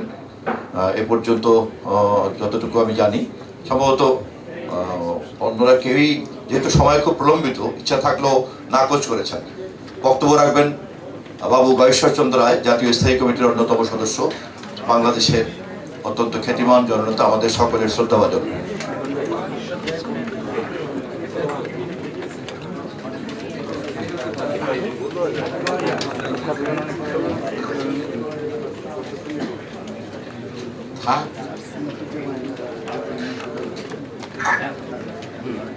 আজকে আলোচনা সভার সম্মানিত সভাপতি বাংলাদেশ জাতীয়তাবাদী দলের মাননীয় মহাসচিব জনাব মির্জা ফখরুল ইসলাম আলমগীর, জাতীয় স্থায়ী কমিটির সম্মানিত সদস্যবৃন্দ, বিভিন্ন রাজনৈতিক দল, বিভিন্ন শ্রেণী পেশার প্রতিনিধি যারা এখানে উপস্থিত হয়েছেন, বক্তব্য রেখেছেন, শুনেছেন। এবং আমরা আসলে কিনা যারা বলছি যে বিষয়টা নিয়ে আলোচনা হচ্ছে, যিনি এই কিনোটা তৈরি করেছেন তিনি নিশ্চয়ই অনেক কষ্ট করছেন, অনেক লেখাপড়া করছেন। এই ব্যাপারে তো আমাদের কোনো দ্বিমত নাই। এবং আমরা যারা আছি, আমার মনে হয় বর্তমান যে শাসন ব্যবস্থার মধ্য দিয়ে, বর্তমান সরকারের আচরণের মধ্য দিয়ে এক কথা বলা যায় আমরা তো ইচ অ্যান্ড ইন্ডিভিজুয়াল ভিকটিম। আমরা ভিকটিমটা বলছি বর্তমান কনস্টিটিউশনের মধ্য থেকে কেয়ারটেকার গভর্নমেন্ট আবিষ্কার করার জন্য কীভাবে করা যায়। আবার এক জায়গায় বলছি যে আন্দোলনের বিকল্প নাই, দুর্বার গণ আন্দোলন ছাড়া কখনো কোনো কিছু আদায় হয় না। আদালত, কনস্টিটিউশন দুটাইকে অবজ্ঞা করে কথা বলার কোনো সুযোগ নাই একজন ব্যাড সিটিজেন হিসাবে। বাংলাদেশ স্বাধীন কি কনস্টিটিউশনালি হয়েছিল? আর ভোটে জিতলে কি সরকার গঠন করা যায়? ৭০ কি তা প্রমাণ করে? ৭০ সালে তো একটা এলএমএফ লিগ্যাল ফ্রেমওয়ার্কের অধীনে নির্বাচন হয়েছিল। সেই নির্বাচনে যারা সংখ্যাগরিষ্ঠ হয়েছে সেদিনকে তারা সরকার গঠন করতে পারছে, পারেনি। তাহলে যুদ্ধটা কাকে করতে হচ্ছে? আমাদেরকে করতে হচ্ছে। সেই যুদ্ধটার বিতর্কে যাব না। রাজনীতিবিদরা প্রাথমিকভাবে কিন্তু সিদ্ধান্ত দিতে পারে না, কিন্তু সিদ্ধান্তটা দিচ্ছে কিন্তু তৎকালীন সামরিক বাহিনী লোকজন, অর্থাৎ যারা বাঙালি হচ্ছে তারাই রিভোল্ট করছে পাকিস্তানি সোলজারদের বিরুদ্ধে। এই সত্যকে আমরা অনেক সময় অস্বীকার করতে চাই, তবে জিয়া রহমানের নামটা আসে। এটাকে আমরা মেনে নিতে চাই না, যার যখন যে অবস্থা পড়ে সেই অবস্থার থেকে। তবে দেখা যায় যে আমাদেরকে সেদিন গণতান্ত্রিক রায় পুনরুদ্ধার করতে গিয়েই আমরা স্বাধীনতার যুদ্ধের মধ্য দিয়ে একটা দেশ স্বাধীনতা পাচ্ছি। তাহলে মূল চেতনাবোধ ছিল গণতান্ত্রিক, অর্থাৎ গণতন্ত্রের রায়কে পাকিস্তান সামরিক শাসক মেনে নিতে পারেনি বলেই তো আমাদেরকে যুদ্ধ করে আমাদের সেই রায়কে ফিরে আনতে হয়েছে। আমি বিতর্কের জন্য বলছি না, কিন্তু দেশ স্বাধীন হওয়ার পর যারা সরকার গঠন করছে, সেই পাকিস্তানের ৭০-এর যে নির্বাচন প্রাদেশিক পরিষদে ও ন্যাশনাল মানে জাতীয় পরিষদে, যেটা লিগ্যাল ফ্রেমওয়ার্কের অধীনে ছিল, তারাই নির্বাচিত হয়েই কিন্তু তারাই কিন্তু সরকার গঠন করছে, তারাই পার্লামেন্টে বসছে। এখন তর্কের ঘাতে কিন্তু কথাটা আসতে পারে, দেশ স্বাধীন করলাম যুদ্ধ করে, তাহলে পাকিস্তানের যে লিগ্যাল ফ্রেমওয়ার্কের অধীনে নির্বাচন হলো, সেই নির্বাচনের প্রতিনিধিরাই কিন্তু সরকার গঠন করলো। অর্থাৎ এইটুকু আমি আরেকভাবে বলতে চাই, অর্থাৎ আমাদের ভোটের যারা প্রতিনিধি তারা সরকার গঠন করলো, এইভাবে তো আমরা এটা করছি। আর ওই দিন যে সামরিক বাহিনী আমাদের বিরুদ্ধে বা ২৫শে মার্চ যে আমাদের বড় অত্যাচার করলো, অথবা তখন যে নির্বাচিত প্রতিনিধিদের ক্ষমতা হস্তান্তর করবে নাই, তখন কি আদালত কোনো সমটমত দিয়েছিল? সরকার দিয়েছিল? যে ইট ইজ ইলিগাল, তারা সরকার গঠন করতে পারে, তাদের সরকার গঠন করতে দাও, দেয়নি। তার মানে আদালতের রায় দেশ স্বাধীন হয়নি, ঠিক কিনা? কেয়ারটেকার গভর্নমেন্টের বিলটা এখানে যেটা আসছে সেটা প্রথম কিন্তু জামাত ইসলাম 91 সালের সরকারের 6 মাসের মাথায় এটা উত্তোলন করছিল। তখন এটা বিলটা নাকচ হয়, অর্থাৎ কেউ এটার মধ্যে শেয়ার করে না। পরবর্তী পর্যায়ে আজকে মওদুদ আহমেদ নাই, তিনি জাতীয় পার্টির পক্ষ থেকে শেখ হাসিনার সাথে দুতারি করেন জামাত ইসলামী সহ কেয়ারটেকার গভর্নমেন্টকে অ্যাকসেপ্ট করার জন্য, এবং সেই অনুযায়ী আন্দোলনটা শুরু হয়। আমরা যদি অতীত ফাইল ফটো থাকি তাহলে 32 নম্বরের বাসভবনে জামাত ইসলামের কি তখন নিজামী সাহেব, আরেকজনকে ফাঁসি দিয়েছেন মুজাহিদ সাহেব, এবং শেখ হাসিনা এবং জাতীয় পার্টির নেতৃবৃন্দ সেদিন সভা করে একত্রিত রাজপথে এই 173 দিন হরতাল, কাউকে উল্লঙ্ঘ করা, কাউকে বিভক্ত করা, যা যা করার শুরু করছে, তারপরে তাদের করছে।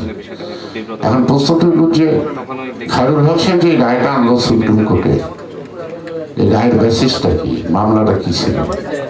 কোনো শীর্ষ চ্যালেঞ্জ ছিল যে 13 amendment whether it is right or wrong, এমন কোনো রিট হয়েছিল?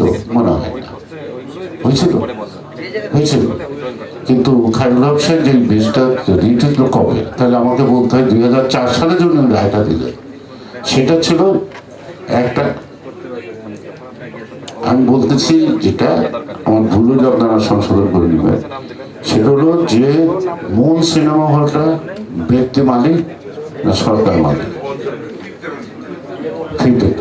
ওইটার মধ্যে সে রায় দিতে গিয়া এই ফিফথ অ্যামেন্ডমেন্ট এবং ইত্যাদি ইত্যাদি একটা অবজারভেশন দিয়েছিল। এখন আমার প্রশ্নটা হলো যে অবজারভেশনটা দিল তার কয়েকদিন পরেই 1 সেপ্টেম্বর বিএনপির প্রতিষ্ঠা বার্ষিকী ছিল, তো দিলেন প্রাইম মিনিস্টার আমাদের নেত্রী এবং খালেদা জিয়া শ্রোতা হিসাবে। আমার সৌভাগ্যক্রমে আমাদের সঙ্গে কথা বলতে হয়েছিল, আমি এই রায়টার উপরেই কথা বলছিলাম যে আমি বাকশালের পদধ্বনি শুনতে পাচ্ছি রায়ের মধ্য দিয়ে। একটি সম্পত্তির মালিকানা নিষ্পত্তি করতে গিয়ে যখন তারা পঞ্চম সংশোধনী থেকে আরম্ভ করে প্রত্যেকটা রিপোর্ট যে কতগুলি গীত গেয়ে গেছেন, এটা মিনিমাইজ করা বা সেটেলমেন্ট করা উচিত। আমার প্রশ্নটা হলো তারপরও আমরা 14 মাস বা 24 মাস ক্ষমতায় থাকলাম, তখন এই রায়টার বিরুদ্ধে সুপ্রিম কোর্টে কেন নিষ্পত্তি হতে পারলো না এবং কেন সুপ্রিম কোর্টে আসতো না? যদি তখন সুপ্রিম কোর্টে আসতো তাহলে অবজারভেশন থেকে যেত, সুপ্রিম কোর্ট থেকে একটা নিশ্চয়ই একটা রায় আসতো। সেই রায়ে নিশ্চয়ই কেয়ারটেকার গভর্নমেন্ট বলবতই থাকতো। এই কাজটা কেন আমরা করতে পারি নাই, আমার কাছে এইটা হলো আমাকে জিজ্ঞাসা যে আমরা এই কাজটা কেন করলাম না। আজকে আমরা যেটা নিয়ে আলোচনা করতেছি সেটা হলো যে এই গভর্নমেন্ট থেকে আমাকে আদায় করে নিতে হবে, এই গভর্নমেন্ট আমাকে দেবে না। সেজন্যই বলছি যে আদালতের রায়ে দেশ স্বাধীন হয় নাই, আদালতের রায়ে কেয়ারটেকার গভর্নমেন্ট হয় নাই, আদালতের রায়ে কেয়ারটেকার গভর্নমেন্ট বাতিল, একটু মেনে নেওয়ার কিছু নেই। সুতরাং আমাদের যে রাইট, আমাদেরকে যদি ইস্টাবলিশ করতে হবে অতীত ইতিহাস যা বলে আন্দোলন সংগ্রাম রক্তের বিনিময়ে রাজপথেই সর্বোচ্চ ফয়সালা হয়েছে। তো সুতরাং যখন রাজপথ ছাড়া আমাদের বিকল্প নাই, তখন শীততাপ নিয়ন্ত্রিত রুমে বসে আমরা যারা ভিক্টিম, আমরা আলাপ করছি, আমাদের এই আলাপের প্রতিধ্বনি কে করছে? যাদের কাছে আমরা কথা বলে উত্থাপন করবো তারা তো জানে না, তারা কেন কি উত্তর দিচ্ছে? তারা তো উত্তর দিচ্ছে না, তারা তো সরকারে থাকবে। আরেকটা জিনিস হলো যে এই যে একটা নির্বাচন 14 সালে হয়ে গেল, এই আমরা যে পার্লামেন্ট বলবৎ না থাকে তাহলে তো পদ শূন্য হয় না, তো শূন্য আসন না হলে সেই নির্বাচন হয় কি করে? আমি এখন এই সরকারের অধীনে নির্বাচন করলাম, বিশ্বাস করলাম একদম ফ্রি অ্যান্ড ফেয়ার ইলেকশন হলাম, মোর দেন 200 আসন পাইলাম, কিন্তু পার্লামেন্টটা কি থেকে গেল, বর্তমান পার্লামেন্টটা থেকে গেল। এবং নির্বাচনের পরে এই পার্লামেন্ট যদি স্পিকার ডেকে, তখনও তাদের মেয়াদ 5-7 দিন থাকবে, ডেকে যদি অনেক নির্বাচনটা বাতিল করে দেয়, তখন আবার কই যেতে হবে, আবার 71 মধ্যে তো অস্থায়ী ধরতে হবে। তো সেই কারণে যে কাজটা পরে করতে হবে সেই কাজটা আমরা আগে করে ফেলি, এবং আন্দোলনের বিকল্প নাই। এটা যখন আমরা সবাই বুঝি, আন্দোলন করার সময় আমাদেরও তো কিছু ইগো প্রবলেম মাথার থেকে পরিহার করতে হবে, রাজপথে একসঙ্গে নামতে হবে। এই নামার ক্ষেত্রে ভাগাভাগি, দর কষাকষি বা এই শব্দ সঠিক ব্যাঠিক নিয়ে সময় কাটাইলে আমরা তো আসল বিষয়টা লাভ করতে পারবো না। এটা হলো আমার বক্তব্য। এবং বাংলা কথাই বললি, যারা চুরি করতে যায়, ডাকাতি করতে চায়, তারা কিন্তু আগে ভাগ করে না, আগে চুরি করে ডাকাতি করে একখানে করে, তারপরে পয়সা ভাগ করে যে যা পায়। আর আমরা যদি লুণ্ঠনের আগে অর্থাৎ অর্জনের আগে ভাগে বসি, তাহলে আমাদের দ্বারা অর্জন সম্ভব হবে না, বরং আমরা যেখানে আছি হয়তো দুদিন পরে এই অবস্থায় বুঝতে পারবো না, কথা বলতে পারবো না। আমার একটা জিনিসই বুঝছি, আমি কিশোরকাল থেকে আন্দোলন করি, বড় হয়েছি, রাজপথেই বড় হয়েছি। একসময় পথকলি না ছিলাম, হয়তো অনেক পথের মানুষই আছি। আমার বিষয়টা আমার মনে হয় রাজনৈতিক সমাধান আন্দোলন সংগ্রামের মধ্য দিয়েই হয়, আদালতের মাধ্যমে হয় না। আর এই আদালতের উপরে নির্ভর করার কোনো কারণ নাই। এজন্যই যে খায়রুল হক সাহেব তো তার জাজমেন্টের যে অবজারভেশন দিছে, মিয়া বিবির তালাকে মামলা রায় দিতে উনি নানা নানি কি দলিল কাবিন নিয়ে টানাটানি করছেন, অর্থাৎ ওই রায়ের মধ্যে কিন্তু এটা সূত্রে পায়। এখন আমরা সরকারে ছিলাম, আমরাই তখন সুযোগ ছিল যে আমরা সুপ্রিম কোর্টে অ্যাপেলেট ডিভিশন নিতে পারতাম, যে কোনো একটা কিছু ফয়সালা হতো, তাহলে তো এই খায়রুল হকের সুযোগটা নিতে পারতো না। তো খায়রুল হকের সুযোগটা নেওয়ার সুযোগ দিলাম, আমরা এত আরাম আয়েসে থাকলাম। আমরা তারপরে যে অরহন সঙ্গে যেসব কথাবার্তা বললো, তারপরে আমরা হু বললাম না, হা করলাম না, এই অপরাধের দায়ত্ব আমাদের আছে। সুতরাং এই দায় মেটানোর একমাত্রই পথ এখন আমাদের সকলে জীবন দিয়ে হইল জাতিকে উদ্ধার করা, জাতিকে মুক্ত করা। এবং আমরা যেই নেত্রী গণতন্ত্র, সংসদীয় গণতন্ত্র ইত্যাদি অনেক কিছু তার পরিশ্রম আছে, তারকে এখন তো মুক্ত করতে পারি নাই, জাতি তো অনেক দূরের কথা। সেজন্য আমি বলবো যে আমার মনে হয় যে আমরা যেই দলই করি, যে রাজনীতি করি, যার যার রাজনীতি আমরা বিসর্জন দেবো না, কিন্তু আজকে গণতন্ত্র পুনরুদ্ধারের প্রশ্নে, সরকার পতনের প্রশ্নে আপাতত আমাদের ভাবনাগুলিকে বাদ দেওয়া, একই ভাবনায়, একই পথে, একই স্লোগানে জনগণের দাবি এক, শেখ হাসিনার পদত্যাগ, এই শব্দ নিয়ে যদি আমরা রাস্তায় নামি, আমাদের প্রতিরোধ করার ক্ষমতা নেই। কোনোদিন আন্দোলন ব্যর্থ হয় নাই, এবং কোনোদিনই কোনো স্বৈরাচার, কোনোদিনই কোনো সরকার জনগণের দাবির কাছে মাথা নত করা ছাড়া বিকল্প কোনো ইতিহাসে খুঁজে পাওয়া যায় না। ধন্যবাদ সবাইকে, ধন্যবাদ। বাংলাদেশ জিন্দাবাদ। ধন্যবাদ। এখন আজকের সভার সভাপতি, আজকের এই সেমিনার আয়োজনের সভাপতি, বাংলাদেশ জাতীয়তাবাদী দলের সংগ্রামী মহাসচিব, বাংলাদেশের জননন্দিত নেতা জনাব মির্জা ফখরুল ইসলাম আলমগীর সেমিনারের সভাপতি হিসেবে তার সমাপনী বক্তব্য রাখছেন। মির্জা ফখরুল ইসলাম আলমগীর।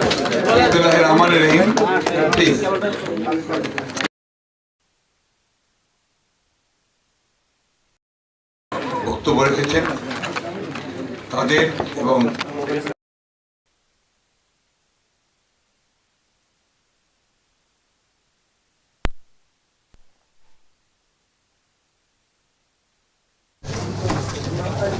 অব্যাহত সুধীবৃন্দ, 2006 সালে বর্তমান যিনি জোর করে ক্ষমতা দখল করে আছেন শেখ হাসিনা, তিনি বিরোধী দলের নেত্রী ছিলেন। 12ই ফেব্রুয়ারি তিনি পার্লামেন্টে একটা বক্তৃতা করেছেন। সেই বক্তৃতা একটা অংশে ছিল তার এই কেয়ারটেকার গভর্নমেন্ট সংস্কার করার বিষয়। সেখানে তিনি বলছেন, আমি কোট করছি, এটা আপনার পার্লামেন্টের প্রসিডিংস থেকে নিয়ে আসা, সাংবিধানিক ধারাকে অক্ষুণ্ণ রেখে অবাধ ও নিরপেক্ষ নির্বাচন অনুষ্ঠান নিশ্চিত করতে সংবিধানের নির্দলীয় তত্ত্বাবধায়ক সরকারের বিধানকে জনগণের আকাঙ্ক্ষা অনুযায়ী কার্যকর করার জন্য প্রয়োজনীয় পদক্ষেপ গ্রহণ করতে হবে। এটা তখন আমাদের সরকার ছিল। তারপরে আরো অনেকগুলো কথা বলেছেন। অর্থাৎ 2006 সালেও কিছু সংস্কারের কথা বলে তিনি কিন্তু ওই তত্ত্বাবধায়ক সরকারের বিধানকেই তিনি কার্যকরী করার কথা বলেছেন। আমাদের মান্না সাহেব কিছুক্ষণ আগে একটা কথা বলেছেন যে আপনার বক্তব্যের মধ্যে বলেছেন যে কোয়াশন, আমরা একটা আপনার উদারপন্থী গণতান্ত্রিক রাজনৈতিক দল, আমরা কোয়াশনে ঠিক বিশ্বাস করি না। আমরা আপনার জনগণের শক্তিতে বিশ্বাস করি এবং জনগণকে সঙ্গে নিয়েই আমরা আমাদের দাবিগুলোকে আদায় করার চেষ্টা করি। আজকে এই বিষয়ে কোনো বিতর্ক নেই। আজকে সমগ্র জাতি ঐক্যবদ্ধ হয়ে গেছে যে তারা পরিবর্তন চায় এবং তারা এই সরকারকে সরাতে চায়।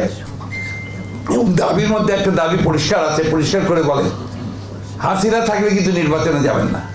এটা আপনার সাধারণ মানুষের কথা। এবং সেই জন্যই আমরা খুব পরিষ্কার করে বলছি যে এই সরকারের অধীনে আমরা কোনো নির্বাচনে যাব না। আমরা রাজনৈতিক দলগুলো প্রায় সবাই একমত এক জায়গায় হয়েছি যে আমরা এই সরকারের পদত্যাগ চাই, আমরা এই সংসদের বিলুপ্তি চাই এবং একটি তত্ত্বাবধায়ক সরকার বা নির্দলীয় সরকার বা নিরপেক্ষ সরকার, যে নামেই আমরা বলি না কেন, সেই সরকারের কাছে ক্ষমতা দিয়ে দেওয়ার কথা বলি। বিষয়টা আজকের যে আমাদের এখানে উপস্থাপনা, এই উপস্থাপনার বিষয়টি হচ্ছে এর যে প্রয়োজনটা, সেই প্রয়োজনটা হচ্ছে একটা দায়িত্বশীল রাজনৈতিক দল হিসেবে আমাদের দায়িত্ব রয়েছে জনগণের সামনে এই বিষয়টা উপস্থাপন করা। কারণ আমরা 4-5টা নির্বাচন করেছি কেয়ারটেকার গভর্নমেন্টের অধীনে।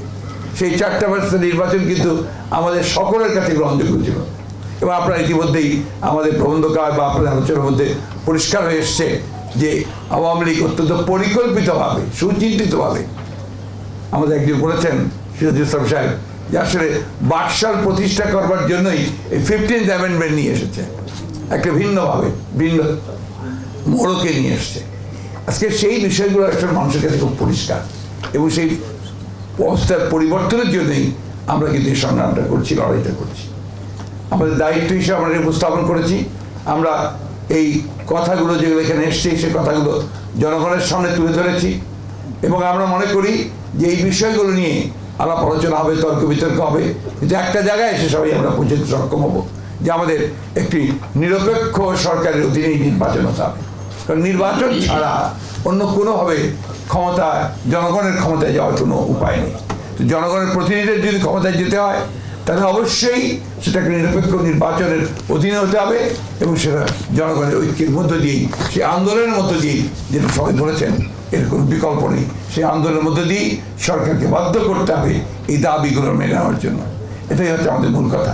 আমি বক্তব্য দীর্ঘ করতে চাই না। সভাপতি হিসেবে এই সেমিনারে আমি সবাইকে আবারও ধন্যবাদ, কৃতজ্ঞতা জানাচ্ছি যে আপনারা সবাই কষ্ট করে হলে ওখানে অনেকক্ষণ দীর্ঘ আলোচনা শুনেছেন। এখন জাতির সামনে কোনো বিতর্ক নেই, একটাই লক্ষ্য যে আন্দোলনের মধ্যে দিয়ে এই সরকারকে বাধ্য করতে হবে একটা নিরপেক্ষ সরকারের অধীনে নির্বাচন দিয়ে জনগণের আশা আকাঙ্ক্ষা যেন আমরা প্রতিফলন ঘটাতে পারি, পূরণ করতে পারি, সেই লক্ষ্যে আপনাদের সকলকে অশেষ ধন্যবাদ। সবাইকে ধন্যবাদ। সম্মানিত অতিথিবৃন্দ, আপনাদের সকলের জন্য পাশের সামান্য চায়ের আয়োজন আছে। আপনাদের সকলকে সভাপতির